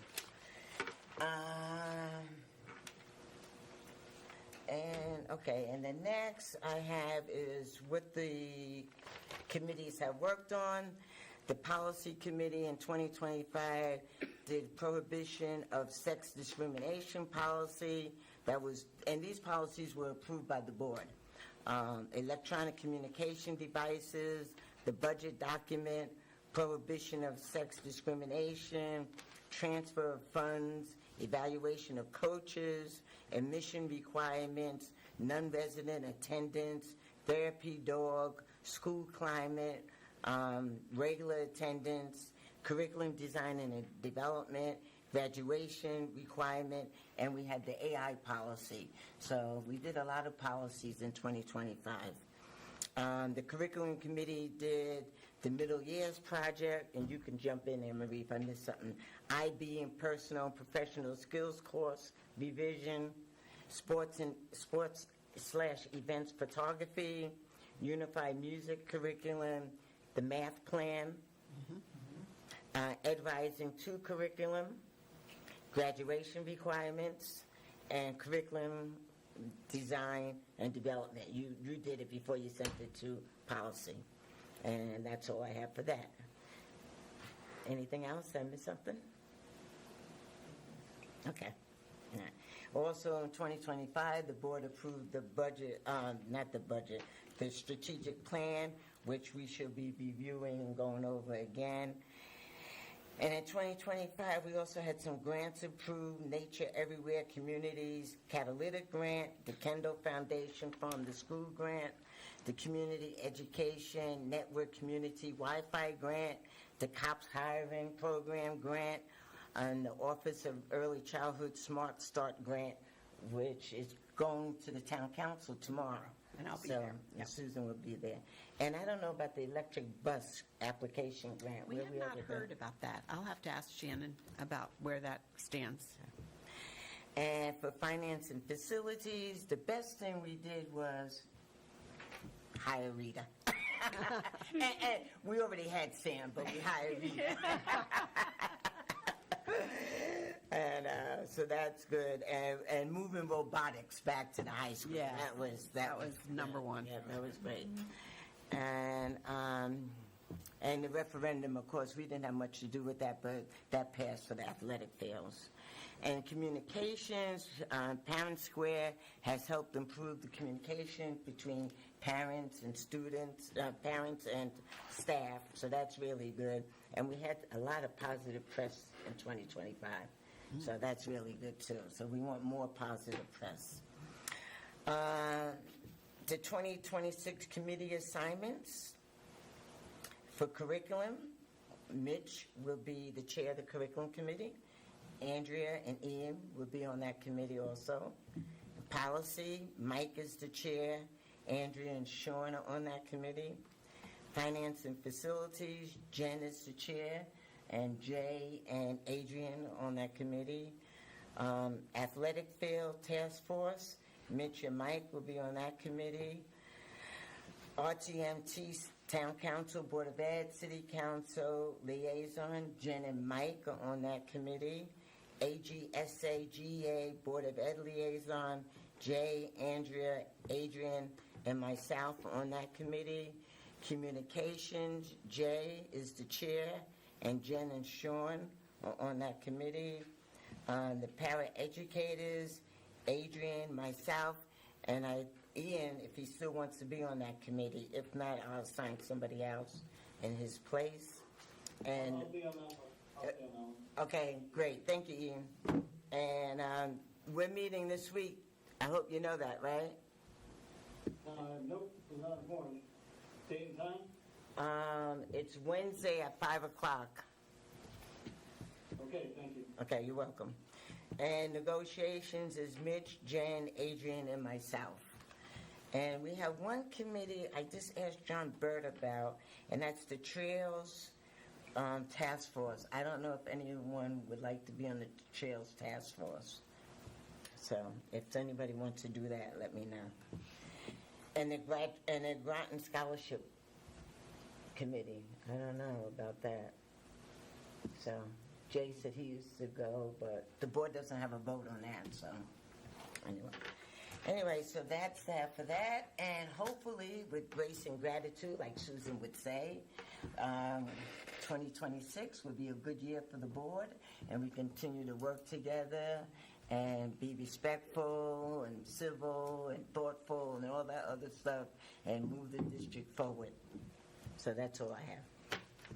Better together. Better together. Yeah. Okay. Okay. Next is the budget work session and overview and drivers. That's attachment number 4. Anybody have any questions about what I just said? No, well done. Yeah, really well done. Attachment 4. This is, This one here. Yeah, that's, This is attachment 2. Oh, that's what I meant to say, I'm sorry. half of Sorry 4. about that. Half of I'm 4. seeing if you're paying attention. Make sure you're still awake, you know, because I caught Jen napping a couple of times. So this is really the overview, the big, broad picture, and it hosts also some of the drivers of the budget. I think it's really important to see what's really driving our budget. And of course, it always starts with our mission statement, which is teaching and learning, and I added the Board of Ed's new goals. I was proud to add those, the 5 goals that Beverly just mentioned: improving student learning outcomes, aligning expenditures with district priorities, reviewing the budget capacity based on expected demographic trends and looking at our trends, improving the flow of the board's business, and then community engagement that we'll still be working on. Actually, Beverly and I had mentioned that safety and security is a big issue these days, and I would love to be able to do what we did in the past before COVID. One of the last community forums was on safety and security. So that might be something that we can do together. So, and then what I did was I looked at the highlights, and each year, and some of these highlights are trends in the highlights. So the first one is supporting the elementary magnet schools with community partnerships, because we found in a survey a while back we were losing a lot of students to out-of-district magnets. And one of the things that the parents were saying loud and clear was they liked the idea of being able to have a neighborhood school while also having choice. So now that's what they have. And it really is very helpful to Groton Public Schools, because we need that with the moving in and out. It gives parents choice, and then all the Charles Barnum students don't fit in Charles Barnum's. We learned that through the data, that there's like twice as many kids who are neighborhood in for that, and it avoids having to redistrict all the time, because the last time that redistricting happened, I wasn't even here, but I heard that it was not well received. So this way you're able to flex a little bit. Always the priority is to continue with our curricular and extracurricular programs, to upgrade classroom technology, which we have a plan for. We did receive the DoD supplemental impact aid, and that we didn't think that that was going to continue, but it did. So fortunately, we were able to use those funds for this one-to-one technology, and we hope to continue to see those funds flow. We provide special ed services, as you've just heard, from our youngest preschool learners. After birth to 3, they come to us, and even if they haven't had birth to 3, we hopefully have ways to identify them, and we do. All the way through our transition academy to the end of their 22nd year, if that's in the school year. So we do take care of kids from cradle to career. We address social emotional learning. It seems like we need that more than ever before, especially post-COVID. And so that is part of the school environment, to have staff members who are well-equipped to handle kids and their emotions and their mental health. We have a self-sustaining treehouse program, as well as a self-sustaining wonderful food services program. And they really afford all their staff and everything that goes into it, and even upgrades in equipment and things like that that they need. I couldn't thank our police department enough. They are partners in our work to keep kids out of trouble, hopefully most of the time. But they, the police chief is always, making sure that I'm aware of situations, and then I make sure that, the principals are aware. But having those SROs in both middle school and high school are wonderful resources. And with this new COPS grant, the police chief is having trouble hiring even police officers these days, So I think we're seeing that around our paraeducators, our special ed teachers, our police. But he is working hard, and he says recruiting, when you have SROs, is a plus. That a lot of police officers look to be, SROs and be involved with kids. So that's a plus in Groton, and people come to him and say that. So that's good. Enhancing literacy instruction, this board has helped support that, K through 5, and now we're really looking to see it extended through 8th grade. I know that Anne Marie has talked about that, and they're looking at different programs. Wit and Wisdom is the program that we have for elementary, and the middle school is going to be, I think, finding out more information about that tomorrow. Is that right? They're looking at another program tomorrow.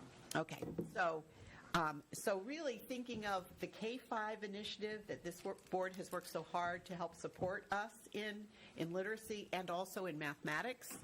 I couldn't be more excited about that. So the coherence in mathematics and looking at other resources like the iReady and the IM in elementary, but extending that all the way through the middle school. And there's some pilots going on right now.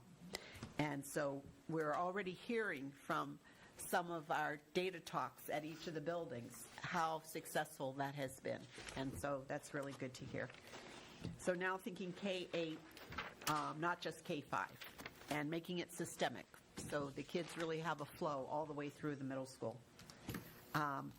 The other thing is access to grade level curriculum, how important that is for all kids, high needs and non-high needs equally and beyond, and being recognized even for more kids taking those high level courses and taking the test and being successful year to year. So that's really good news. We're aligning our STEM K-12. Wait. Yeah. So, like Mitch might not okay. know what DP means and Okay. CP and ECE. So AP courses most people know, advanced placement. That one I knew. International Baccalaureate has what we call a diploma program and also a career program. ECE are additional dual credit courses. UConn also accredits courses, so you could be a student in the International Baccalaureate program or be taking an AP class, but you might also get a credit or credits from UConn or another university. And so we've done a lot of that dual enrollment, which is really powerful for kids. And we've seen our numbers grow for advanced classes. But most important, Anne Marie and I always say when we're doing walkthroughs and we're looking for that high-level instruction, that grade-level instruction or beyond for everyone. So, and we've had pretty good results and happy to see that. We know that STEAM is a thing in this district, and I don't know if it's because of Electric Boat and the Navy, but we have a lot of interest in both humanities and the arts and in STEM. And so we've kind of married those two together. And with our intra-district magnets and all the way through to our career pathways, we see evidence of that both at Groton Middle and at Fitch High School, including the DREAM that I've talked about, the Department of Robotics, Engineering, Architecture, and Manufacturing, with our partners at Electric Boat. And then, of course, we've talked a lot about that education for 4-year-olds, potential of universal pre-K, getting the grant from Smart Start, and being able to start that work by next year. So, did you have a question? I had a question, a suggestion for Yeah. you. As you present for town council, and if you could, this is great. It's a lot on one It's page. a lot, but put it under our 5 pillars so Oh, people can okay. see like which ones. I like And if that. it's dual, just mention it. It will make it really easy when you're having that conversation. This is what we're doing in regards to our strategic Well, plan. you're full of good ideas tonight. You know? Been thinking. That's good. I appreciate that. She had time to rest her brain. I know. So the next page is FY26 and FY27 financial obligations. And these are the drivers of our budget. So, of course, we have legal fees like all districts. We have contracts that we're negotiating. We have special education law and legal responsibilities. And then we have board matters and personnel matters. And, we're an industry of people. So, you do have, areas where you need that legal support. And then there's health insurance, and we need to continue to monitor our OPEB obligations and our contractual health care obligations. We are, we have health savings accounts, and we have, a health care system that is self-funded. So it's something that we monitor very carefully with the board. Property costs, we've got increased property costs per the town of Groton. Because we have new buildings, the buildings cost more to insure. And John Burt has laid out a system where they've added like a 10% increase over time. So that I think, what do we have next year and maybe the following year, 10%, 10%? Okay, next year might be. FY '27. Okay, it's the last year for these increases. So, and it's taking on our responsibility for the new buildings, so. As a homeowner, I'm having trouble with that. It costs more to insure a newer building than it does an older building. And I think it's they're larger they're larger. buildings too. Okay. So That I would remember, understand. and we used to have many more. We had 10 elementary schools before I got here. And now, we only have 5, but they're larger, so. Transportation costs, we have the annual increases in the bus contract, and in FY '27, was it 5% increase, Rita? No, I think it's like 4. It was 3.8, but yeah. So, they made it worth our while to stay with them for the last couple of years, because we took on a big hit the first year, if you remember. Yes. A large increase, and then it scaled down to these couple years. But you still will notice an increase. There's also increased costs for out-of-town athletic buses and out-of-district transportation. So that causes those transportation costs to really grow. And then I mentioned the DOD impact aid funds, the supplemental funds, and we weren't sure last year, but we did get the funds. But we also noticed that when Clint put together his budget, and he's recycling some things and rebuilding some equipment, so it's not all new, but he's doing the best he can to be resourceful. But some of it needs to be new, and we've noticed inflationary costs everywhere in this budget. But this is really an area that it's really gotten high, and he may have to look at his budget and say, what do I really need for 27, like he's done before? Mm-hmm. What can we hold off? What can I recycle and build? And we'll go through that process together for sure. And then electricity costs, just like at home, have increased due to both the public benefits after COVID, and are still continuing to pay for those resources for those who couldn't afford it, and then the overall increases in the rates and the services, right? So it's kind of twofold. But utility costs are up. We see it in the fuel, although we buy into our fuel. So we'll talk more about that. Sometimes we prepay, and so we'll be looking at that carefully. And then, of course, there's contractual obligations. We have many unions that we work with, and the board is very much a part of those contracts. And then also we have Connecticut state minimum wage increases.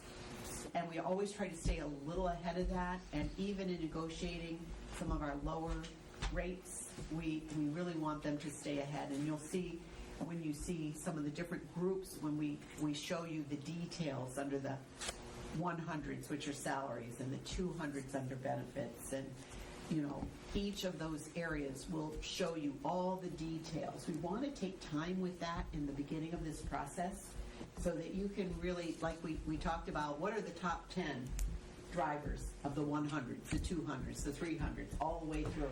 So you'll have an idea of what's driving those numbers. And for some, a really good reason, like our paraeducators, this is a good year, bump year for them in those negotiations. I was curious. I see the light switches on the wall here are old, the same kind of light switches they had when I was a little kid. Do Do we have lights that are motion sensor? Yes. In this room, though, do they ever go out? I'm Because in my office, I have to do this, Mitch, at the end of the day. Yeah, so did my office too. I'm like, not sure about this room, but the other room. The hallway also has been on. The hallway goes dark in the hallway. Oh, it does? Yes, it does. It does. We've been here long enough. Yes, it would go dark. Oh, okay. There is a sensor. The Groton Middle School used to light up like a beacon. It still stays lit in the hallways, you can tell, but it's not the same energy that we had been using. And they do have solar panels, thank goodness. So. Yeah, I don't think this one, the lights go out at one of them has them, judging from those switches.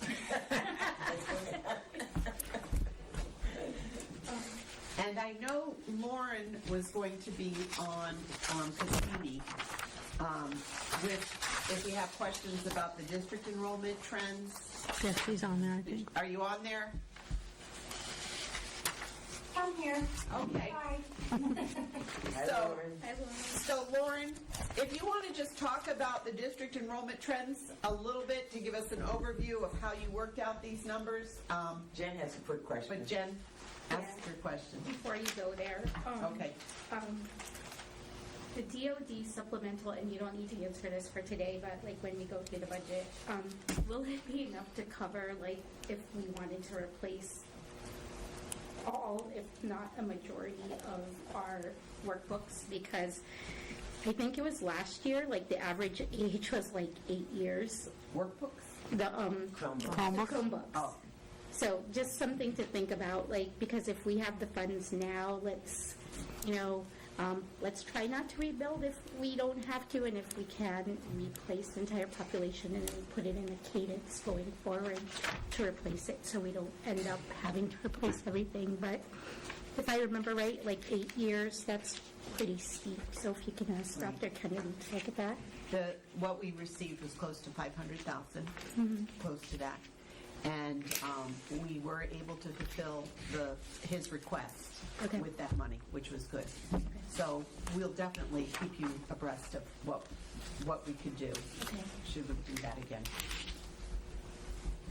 Okay. So Lauren, can you just talk to us a little bit about how you were able to, we created the chart last year, but you were able to then project out to 27. Yes, so, we look at the trends over time, and so what you have all the way right from FY 20, 21, it actually works its way backwards, and we're starting with what we're projecting for next year. All of the FY 26 to FY 20 is registered at PSIS, so that's state. It's been cleaned, the data's been cleaned and corrected, and so those are the accurate numbers as of today. So you can go back just to look to see like what our enrollment looked like per grade level, at the elementary level, middle, and high school. And so what we typically do is we just kind of look at, where each grade level is in the current year, and then we project that it will be similar with, especially given our transient population. We do have kids that go out, and we have equally as many that do come in. So we typically can remain around the same, so we just move those grade level numbers up. But the trickiest ones are really our early childhood program and our kindergarten program, and trying to project how many students, what our enrollment could look like for the following year in those grade levels. Given ideally the hope and the goal to expand our early childhood program, that projected number came from the number of classes that would be offered at full-time and part-time. And that's really where that number came from for projection purposes. For kindergarten, you'll probably notice it's a little bit higher than the trend has shown over the last 2 years. And the reason for this is multi-layered, to be honest. So this is our first year coming up where we're going to be like fully transitioned from that kindergarten change in legislation, the kindergarten age. And so this will be the first year that's really like seen its we've seen the course, and we'll be back to our numbers and our, the effects of that have kind of leveled off. In addition to that, what we do know, looking at the cohort, the 2021 birth cohort for New London County, I went on to the different sites, Department of Health, Connecticut data, to determine what was the average cohort number for New London County, and then what percentage typically comes from Groton residents. And so based on that number, the 2021 birth cohort was, we saw a significant increase in that birth cohort over previous years. And so they are anticipating that we could have a larger kindergarten enrollment class for next year, given that almost like a reverse bubble year, right? So 2 years ago when we had that change in kindergarten registration, kindergarten age, and we had that small bubble for our kindergarten class, this is almost the opposite at this point now, given the fact that we have a larger birth cohort for 2021, which will be 5 years old for those kiddos this year entering kindergarten, eligible for kindergarten, and then the final phasing out and leveling of that legislation change. And so that's really where that number came from, and I tried to work it a number of different ways to see if that could potentially be any higher or lower, and it kept coming out right around this number of 363. So I think that's a fair assessment of what we could see in kindergarten come next year. All right. I know a lot of thinking went behind these numbers. Well, the only change I really see is the kindergarten and the pre and the early childhood program. Otherwise, you just brought the numbers forward, right? Yeah. Okay. Yeah. So our population is, our enrollment is pretty stable. I would say Yes. that. Okay. Yeah. And you can. And ideally, Keep if going. we could, thinking about I'm just thinking ahead, thinking about that early childhood program, so we can capture those kids earlier and keep them in the district. We actually have the potential to increase that enrollment over the next few years, which would be great too. Because you notice the out-of-district placement is about 354 predicted. I do know that the 18 kindergartners currently at Friendship School were in their preschool programs. So, and we are real believers in these inter-district magnets, and we actually don't have enough schools or seats in our buildings to have all of our inter-district kids back, whether they're in New London schools, whether they're with Learn, whether they're at the Ag program. So it's really a great place in southeastern Connecticut to have choice and to also have your neighborhood schools. However, we don't, there was a time when we were losing a lot of kids, but they kind of came back. You can even see that in the data back to 2020 when, we had close to 400 out of district. And I think even before that, there were more. So we want to be able to be competitive and know that, our kids have a place here in a preschool. So. And so you can kind of see that steadiness when you look at the next chart on district enrollment forecast at the elementary. I kind of highlighted year to year when it changed. Well, can I ask a question about that previous slide? I had my hand up. Oh, I'm Okay. sorry. I didn't see you. And That's fine. not my job. I didn't see it either. I don't see your hand right. I can't see him. So thanks for the explanation about the kindergarten. I was wondering about that. Last year we had a high number, and then it came in lower in what was realized, but those were for different reasons, I think. I've got a suggestion about how we deal with the projected high school enrollment for ninth grade. And if you look at any year, because people do go, they go from our middle school, and then they'll go, because there are a lot of high school choices, to Ledyard or Grasso or the Marine Science Magnet School. They've got other options. So not every 8th grader is going to matriculate in 9th grade at Fitch High School. And you can see that year to year. It's like on average, there are 30 less students in ninth grade than there are in eighth grade in the same year. The carrying forward method that you do for each one, just bringing like 7th grade to 8th grade or 5th grade to 6th grade, that makes a lot of sense. But I think for this one gap, or the bridge from 8th to 9th, I think it makes sense not just to carry that forward, but to drop it down by about 10%. And I think like you've got a long history, this is very helpful. But on average, if you do that carrying forward, the carrying forward strategy compared to what actually was realized that next year is on average like 31 students fewer in 9th grade than 8th grade the year before. So it's that 10% drop. I think that's well worth building in because we structurally know why that happens. And in this case, we've got a reason to build in a statistic that goes beyond the persistence of a cohort because we're going to know we lose some of them. And you can see it. Like it's almost every year. I think like 2021. You're right. It's the only one. Yep, you're absolutely right. The other thing that we can contemplate is there's no longer a moratorium on being a magnet, interdistrict magnet ourselves. We do have an international baccalaureate program and a lot of other offerings, career pathways that we could offer to students and go and apply to become an interdistrict magnet, which would generate funds back to Groton. So, I mean, it's something that I'm just putting out there. I'm not making any decisions. It would be something that we could put on the table and we could find out more. I know Anne Marie's had a lot of experiences with interdistricts, both at CREC and in East Hartford. And if it's a way to generate funds to offset our expenses for the taxpayer and also add to our, talent pool of students in our high school, because we can, it might be something we think about. But I do agree with you, for now, that's the best way to do the math, is to see what typically happens and put that in there.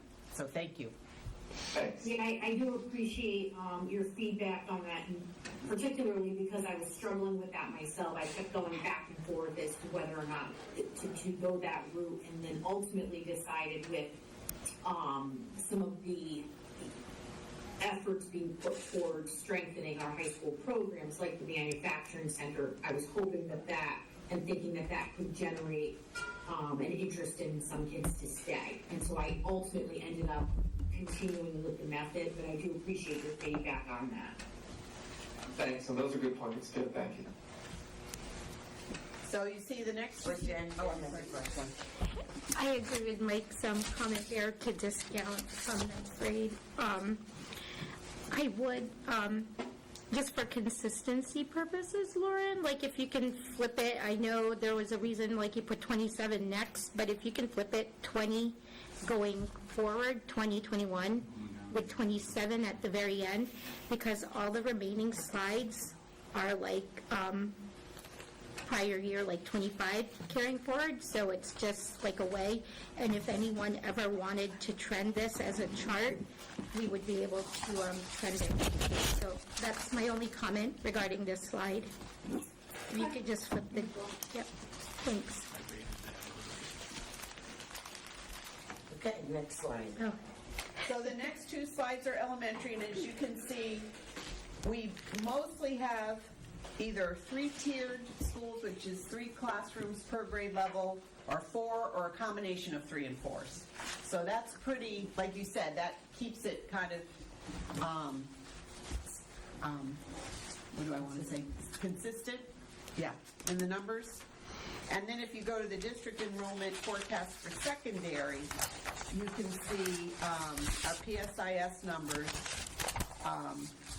and then, for 25, and then looking at the 25-26 still current enrollment, which hasn't changed too much, and then the projected enrollment for next year. And just, moving those classes forward, and now we can adjust it 8 to 9 as well. And then, any questions on this slide? Okay.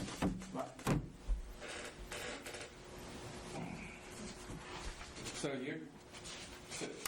FTE piece, Where is that information coming from? Is it just evaluating, looking at the school capacity? Is it looking at the amount of students, classes within a certain size? What's going into having those numbers? Because adding 111 is the total number. If you look at between the 5 schools, between the 6 schools, that's a lot. So you can see our average class size, we're keeping that in mind for next year. So we've talked a lot about class size, and you see that the average is about 18. So, I mean, there is a small class that we'll kind of keep a close eye on, which is first grade. There are 3 currently, so we may have to adjust. There might be a boat that comes in and we'll resolve that issue, or there might be, we can use the lottery system too, if there's, we typically get on Thames River and Charles Barnum the most K1s because of the military moves, and we are able to offer NEA as a magnet school and CK, for families when they've gotten really full. So that really helps us with that flexibility to keep those class sizes between that, mostly around 18. Around 18, yeah. Did that answer your question? Yeah, so that's where the FTE number comes in. Yeah. Right. Yeah. I want to be recognized by the chairperson. Okay. I would assume we have a liaison with the base, and we would know if there's a boat coming in. We do. We do have that information. However, sometimes there'll be a switch that even takes them by surprise. So we do have a liaison officer, Miranda Chapman. She's terrific. She meets with us regularly. The superintendents in this area have a superintendent liaison meeting that we meet every other month, and Groton has a real seat at the table because I usually have most of my administrators there with me, and I don't like to miss it at all. So there is that close communication. So we almost always know what the Navy knows. Okay. In the just the right amount of time. So. Thank you.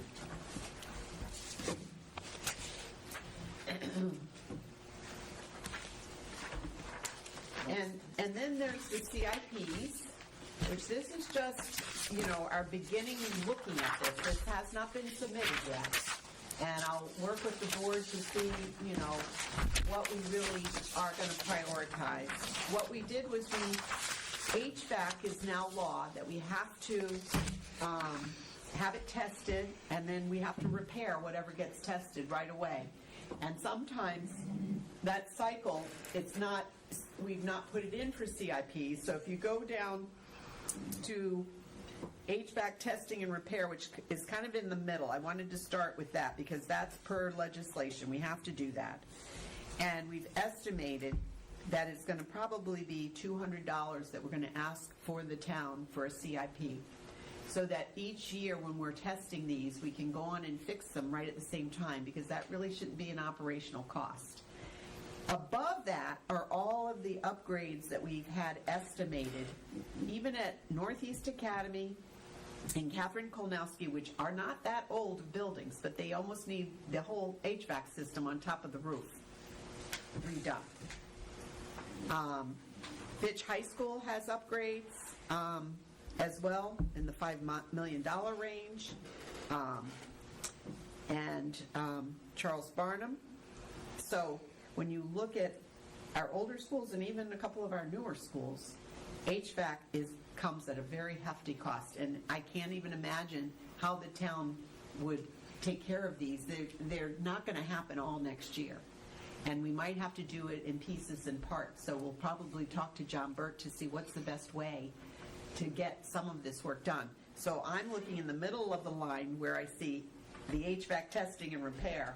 And if we can start handling those as they come through, at least that will let us know what we have. Now, Sam, can you talk about already what we've accomplished since the legislation was put out there? What have we tested so far? We have tested Northeast Academy and Catherine. Can you turn on your mic and put it closer to you? Yeah, sorry. We have tested Catherine Kolnaski and And after testing it, what did you discover? We found some motors that needed to be replaced, some belts that were missing, etc. Actually, we found one unit that had louvers that were screwed shut, which looked like they were shipping screws, actually. So they had been there since the beginning of time, apparently, on one set of louvers on a particular one. 3 were open, but the 4th one was not. So those are the type of things that were found. So these costs that we have for Northeastern Academy and Catherine Kolnowski, I know you've had to run heat and air conditioning at the same time in the summertime so that mold doesn't get produced. So is this something that we think that, they come at $4 and $5 million, so are these things that need to be addressed right away? Well, the life expectancy of those HVAC units that are on the roof are roughly 20 years. And how old are the buildings? It's beyond the 20 years. So, however, they've been extremely well maintained over the years. Yeah.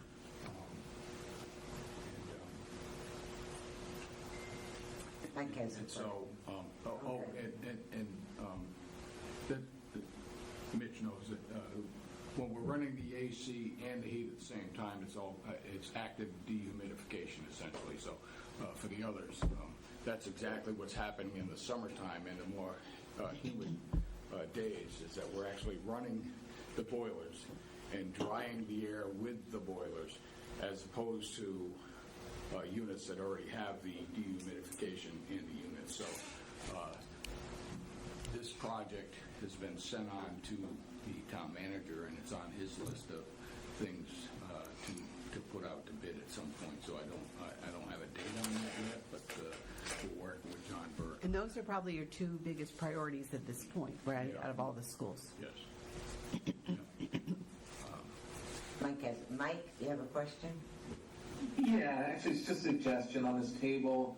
I thought the point about having to spread some of these costs over a few years made me think that actually, I think the most valuable column, maybe the only one you need, is the total cost column. And then you can kind of like, for each CIP, figure out how that's going to be spread out. And then if you do choose to keep the FY 2026 column, the one with all zeros, I see the intent here, because this is the needs. But last year, there were funded, I think, 5 CIPs, like the high school water heater, video cameras, I think even the manufacturing center, some planning, I think. Yeah, there were. What else was there? Yeah.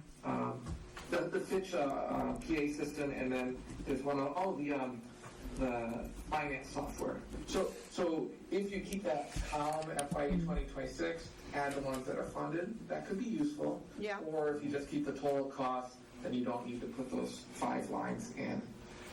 So. Good idea. And units. And units. It always looks like we're getting quite a bargain for CIPs because they're units of $1,000. But just make that down. I think it's in parentheses, but you're right, it does get confusing without the whole number. Yeah. Oh, is that the 000? Yeah. Yeah. Mm-hmm. Oh, well, there are other ways to do that. Yeah. Okay. Yeah. You're right, and we actually did discuss that, putting the things that we've already accomplished this year, because we are very grateful for the things that have happened this year. Well, otherwise, it looks like they didn't give us anything last year. Right. Mitch? So I don't remember if I brought this up before or not, but I know cleaning ducts helps tremendously save on wear and tear on an HVAC system. It also saves energy, and it keeps the air clean. Have we been doing that? And CK and NEA were done the year before last. We're doing the high school, hopefully, this year. And so we're trying to rotate them around because of the expense of it, but yes. the expense of cleaning them?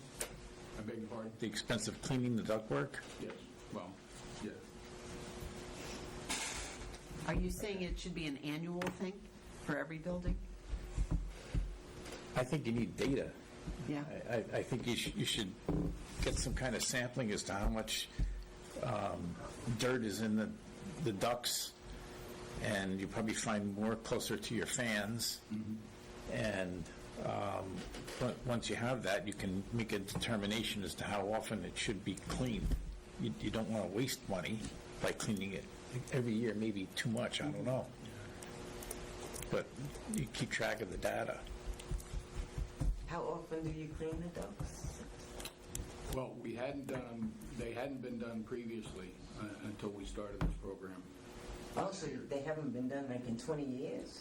I don't know prior to my arrival. I don't know when they were done. Okay. And so, but you've couldn't been here find how the many record. years? Beg 10 pardon? years? Have you been in the, how long have you been in the district? 10. 10? 11. So they haven't been cleaned in 8 years, say? That's Okay. right. Yep. I think that's That's too long. So maybe you can get the facilities committee some data on how much it would cost if, to get these ducts cleaned. Yeah, we'll work on that. Okay. Go ahead, Sean. Do you see any increase to CK's number here based on the issues today with the boiler shutting down and not being able to host school?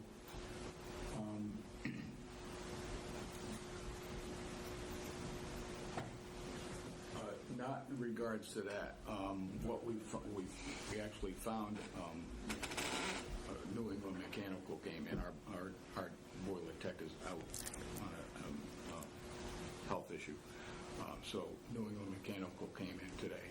They actually found a coupling that should be round, but it's been worn, and so that as it was coming around, it didn't continue to go around, and it prevented it from feeding the boiler. So that's what happened. That was replaced, yeah. Okay, so that wasn't a big expenditure. No. Okay. So it's up and running now? Not big in terms of, Not in it your wasn't thousands, but Yeah. it was hundreds to get them there, and we've actually ordered 2 more, so that, because the boilers at the other school, it's the sister school are similar, so we'll be looking at those a little more closely too, so. Okay, good idea. Thank you. Jen? Sam, if we were to move forward with the pre-K at Mary Morrison, do we need to evaluate or provide any upgrades here for estimate for Mary Morrison? Are we talking about HVAC? Yes, Okay. just the HVAC. Sorry. I'm trying to read that and listen to you at the same time. Yeah, no, I just think the I'm a little hard HVAC. of hearing. Not that I don't want to hear it. So, actually, That's part I of the had a meeting construction. this afternoon with Susan, which I skipped because I went to meet with the testing guys that were at Mary Morrison to do the testing of the units there at Mary Morrison. So they were going to work some today. They're coming back tomorrow to do so. They'll be doing that HVAC testing at the school now to find out exactly where we stand. Okay, great. But that wouldn't have to be CIP because we do have a construction grant coming through. So we'll be able to use those funds. We knew that HVAC was going to be a high priority at Mary Morrison. Yeah, but No matter what. wasn't our grant only like 1.2 million, right? And then half of it was operational and half of it was for so it, based on these amounts, I don't think 600,000 is going to cover. They have a different kind of HVAC system. They really have separate air conditioning units. There are, in that building, there are window units for air conditioning. Oh, and yeah, then yeah. there are unit heaters, which are, they're not like these registers. They're a block on the side of the wall that blows warm air in or brings in fresh air into the building. Okay, so it won't cost as much as like You a could have central- estimated. Well, You could have gotten an we'll estimate. wait till they come back.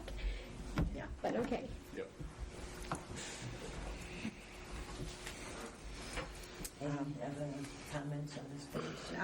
No, I think we'll be talking about it more, though. I think it's going to be in our, our budget workshops. We'll be going back to this. So we can work on this page, and I like your idea of adding what we did accomplish with CIPs last year. What's the financial system implementation? So we have the $300,000 that was put aside last year for Munis, and Rita has information about how we need to not only purchase it, but we have to implement and get it ready. And there's work to be done and staffing that need to do that, so that, and we hope that we can get this munis started next year, but it's going to take us a couple years. Yeah, so I've been through the Munis implementation, and I suggested to add another 100,000 to the 300,000 that we've got, because the 300,000 is going to cover Tyler, who is the project manager and all, the product. But we're going to need contracted staff to help implement it, if that makes sense. So that's what the financial system implementation is for. And then once we get Munis and do the $100,000, we're all set. That should cover, the implementation. Because it's going to be, payroll takes the longest. I've been through it. It takes, you have to run parallels for about 6 months.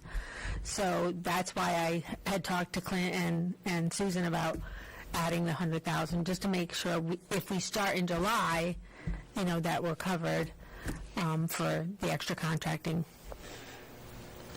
Does that make sense? Mm-hmm. And Clint, I see you're on. I know we talked about safety and security and digital broadcast devices. Would you like to speak to that, please? Clint's not on. He went home. Oh. His computer is just here. Oh, okay. Well, that was for the high school, and it was to complete several projects that we started. We have I think I've talked about the 1976 system that we use for emergencies that needs to be redone. And so that goes along with the digital broadcast device that they need to ensure that everywhere in the building they'll be able to get the messaging, and they're going to have to upgrade it. So, so those two were his request, and it's specifically at the high school. And the culinary arts, we're still on the same. We are, but I've talked to both Dan Gajewski and Andre Bumgardner, and there is a grant at the state level that they're helping us to maybe possibly secure in the career pathways. So this may be something that we're able to do through a grant, which would be awesome. Yeah, it looks like my mother's 1970s kitchen in there. It's Harvest Gold. We have, through Perkins Grant, replaced sinks, and we've replaced ovens and a lot of other things, but it really needs to have we have an architectural plan for it to really give us more opportunity for more kids in the classroom if we restructure it and really make it look more like a culinary arts center and a working, kitchen that you find in a restaurant. So. Rita, how did you come up with the $250,000 for capital reserve fund? We didn't. That's the town. That's the town. Okay. Susan, anything for robotics that we need to consider? Just because if we move forward with the EB and some of the equipment, do we have space or the right equipment to be able to support both initiatives? Yes. Okay. We also are cleaning out the wood shop that can also be a robotics classroom during the day, and robotics team can use that additional space. Mm-hmm. We also have 2 different computer labs that we're excited to kind of refurbish those a little bit and clean those out, because the robotics team actually needs more than that one space when they're there in the afternoon. You need several other components. So that was always the vision in the future. And so that looks like that's going to happen for next year possibly. Okay, thanks. You're out. Yeah, pass the candy and then not sit around. It looks like everybody's getting fast. Did you find your butterfinger? Yeah, That was funny. And Lauren came to the rescue. Remember, we were waiting for the 23-24 results on per pupil spending. Mm-hmm. Well, ours went up, but it didn't go up the same way the state's has gone up. So we're still about 9.97% variance away from the mean. So, but it did go up slightly. And I see she's graphed it out for you on the next 2 pages, which show Ledyard is the only local district that has less per pupil spending than Groton. Now that could be a sign of efficiency. That can be good news for our district to understand. And when you look to the right of that, you can see the, or next slide up, you can see that we are not in the middle of the pack, but, whoops, wrong way. Yep, there you go. All right. So per pupil for our DIRG, which is our district reference group, and you know, we're pretty close to Putnam and Manchester on each of the sides. Naugatuck is in the valley. I lived in Shelton, so knowing those areas, you know, they are probably the least per pupil spending. And Middletown looks like one of the highest. So, you know, at over $24,000. So we're not really in the middle of the pack, but we're kind of in the beginning of the middle of the pack. So, go ahead, Nick. District reference group. So those are like districts with number of kids and funding and ability to pay. It's considered, they're also all alliance districts like we are. Although they did try to graduate us at one point, but there's this nice $25 million ECS that comes with being an alliance district. So we're fine with that, and they give us a lot of extra support. But yeah, so the Districts like us. Our districts, Okay. yeah, like Just basically, in plain terms. yeah. Okay, thank you. Rita, when you get the per pupil expenditure for Middletown, 24,000, right?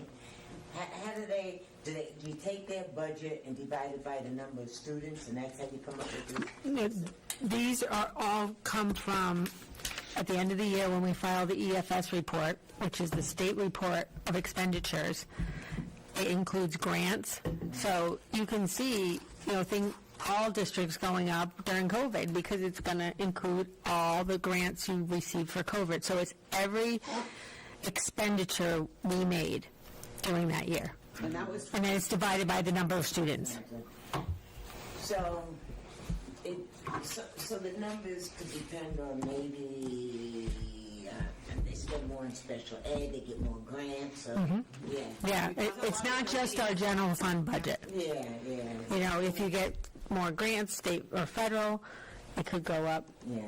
But it's divided by total expenditures for the whole year, divided by the number of students. And Rita was talking about how in Wyndham, she was able to create a chart that showed not just the competitive grants, but the title grants. I am working on that. And Yep. she's working on this, so that I think that's going to be helpful in our budget book, too. Because it'll show all the revenues. All the revenue sources, right? Good, John. Reed, is there any way to guesstimate about where we are for this year? I mean, we've seen an increase, obviously COVID spiraled that, but we've seen an increase every year. You know, we're at like, you know, a rough estimate of where we are for this current year. The issue is, this is audited, so we can't post this until audited. So as you can tell, you don't have 25 yet, or 26, because it's not audited. So it has to be an audit. So it's still, 25 is still being audited. Do we have a timeline for when we... The audit is supposed to be completed by the end of this month. Okay. We're almost there. So we could have We meet regularly. And the state, you know, is the one that posts these. Yeah. So it's not only contingent on the audit, but it's contingent on them posting the final numbers.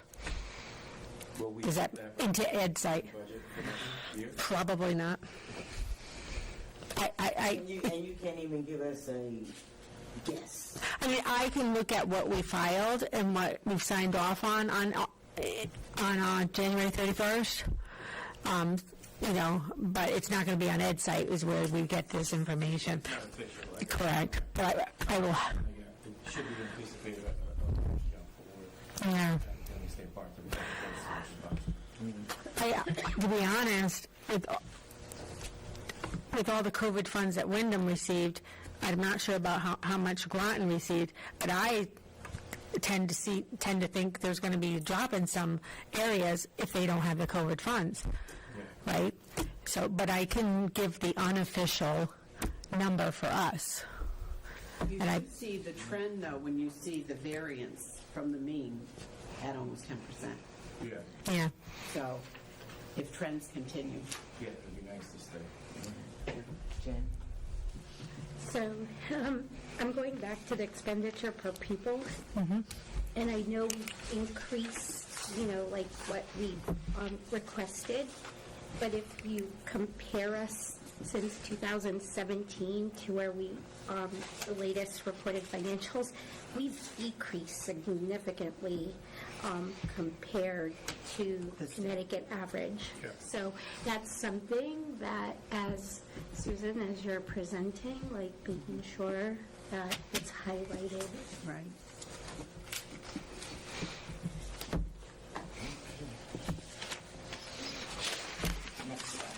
And Rita's going to take this one away. This is your big, broad brush stroke.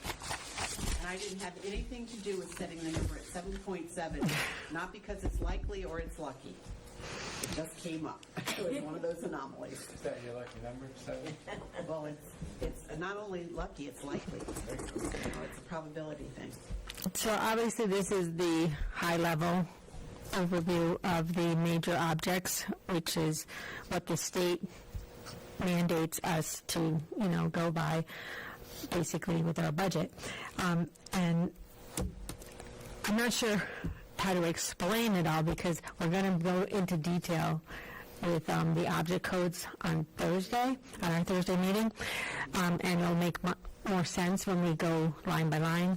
You've done a nice job showcasing the 300s to, I think, about the 600s, what's been the drivers. And what the major vendors, yeah. I was thinking we could probably put together, even as a narrative in the book somehow, here's what we've seen in the past that's really driven these object codes.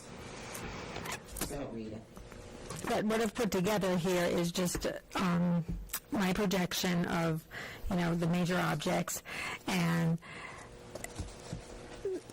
insurance and benefits is, based on our consultant's estimate along with the contractual obligations we have with funding our employees' health HSAs, which are their accounts. So that's why you see an uptick in the employee benefits. Salaries, 5%. I mean, that's all mostly contractual. Most teachers, we've signed their contract, so their increase was 4%. But you have to take in step costs and stuff like that because some steps are higher increases than other steps. Excuse me. You mentioned HSAs. Okay. I have an HSA where I am. Do you give a one-time amount to the teachers and then they fund it from the HSA account after that? Or Yes, we we have the whole thing. No, we don't fund the whole deductible. We fund, I think, half, and it's 2 times a year. It's by contract. So, yeah, they have a portion, and the board has a portion to fund. Does that answer your question? Yes, it does. I'm not really concerned about the other ones except for, obviously, equipment. We have some new equipment in there for Clint, and I think it's refurbished laptops that he's renting. The supplies include utilities, so you're going to see a jump in that. That 21% is including utilities increases, and basically insurance. 7% might be a little bit low because I am waiting for the town to give me more information. They just did it after I completed this. So, but this was my preliminary on last Tuesday. So if you have any questions on the increases? obviously, we're going to go into the detail. It's hard to explain it until we, until you guys dive into it. I'm really thinking we better sharpen our pencils. I was going to say, Yeah. I think 7.7 is going to fly. No, I totally understand. And I hope board members understand that too. Mike has a question. A lot of good work was done, though, at looking at what our actual costs are and making sure that, as we go through this year and we're doing the transfers, we're seeing really clearly all these transfers and the encumbrances.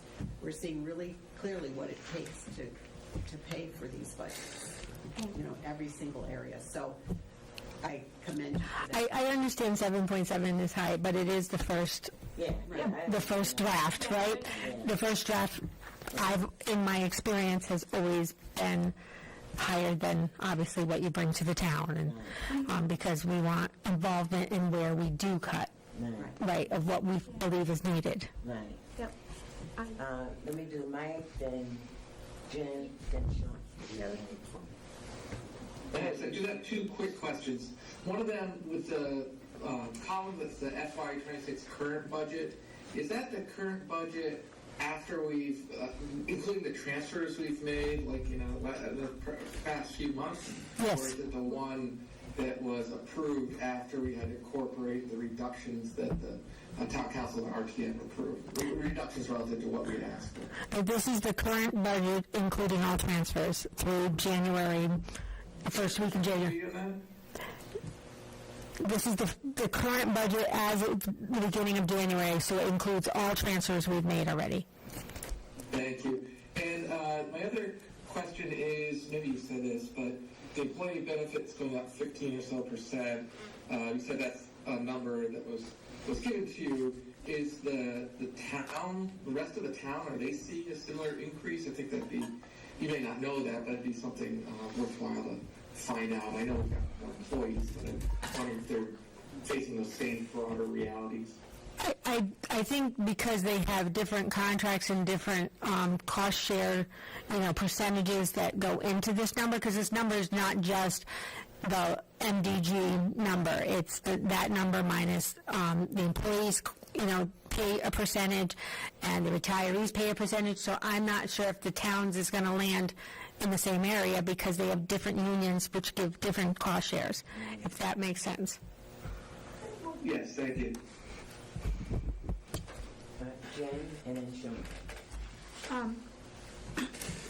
So for our next workshop, or the one on Thursday or thereafter, and maybe you already have it, have like a scenario that's low and lower than the 7.7, like in your back pocket, right? And as we're reviewing these major objects, lead us to where the reduction should be. Don't let us go for a free-for-all. So if there's areas where you know that, hey, we have an opportunity here, this is what I would highly suggest. You board members, I would greatly appreciate that, your advice in guiding us rather than letting us take over. I think one of the things I can respond to, Jen, is the equipment side with Clint's wish list, that I know that there's work to be done there too. Mm-hmm. That's high. That's high. Yep. So there's some that, and I think when you see it all broken out, it highlights the picture, that you'll be seeing it with us, and we'll be able to kind of go through that with you and say, here's some areas that we think we can move. And it's funny you say that, because before Denise left, I wanted to meet with her in the morning regarding, special ed and looking at the numbers of how they're swinging and to make sure they make sense. Because, of course, I'm just pulling this as a draft and a first round.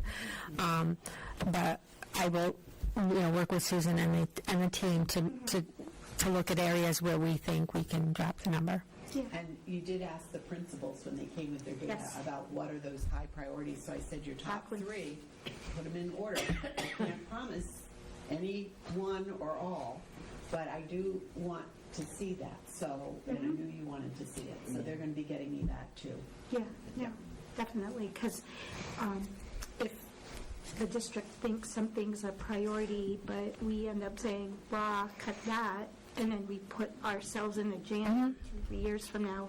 I would rather have what you guys say, like, this is what we recommend, and then cut somewhere out. You know what I mean? I'd rather have it as a consulting type of experience rather than sort of like what happened with Ray. Well, I'll definitely tell you, if we look at the areas, I'll definitely tell you where we can't, obviously, because because I know the number is hard number, in whatever area, if that makes sense. I just have a question. I know part of the proposal we looked at in district enrollment and forecasting for elementary, there was a listing of 111 FTEs needed. Is that counted in the salaries and wages piece of this? I would have to look at we're looking at the FTEs tomorrow. Yeah, that's another area we can review.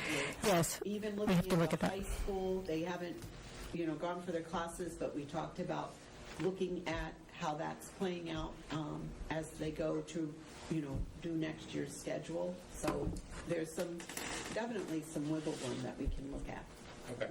I mean, obviously, I want people to get paid, but that's the highest number and the highest increase. Me and Lori are actually meeting in the morning regarding FTEs to take a dive of. I'm sure this year the FTE. We've been working on them. That drove Mike crazy with the FTEs. Where is Mike? So let's make sure the FTEs are correct this year.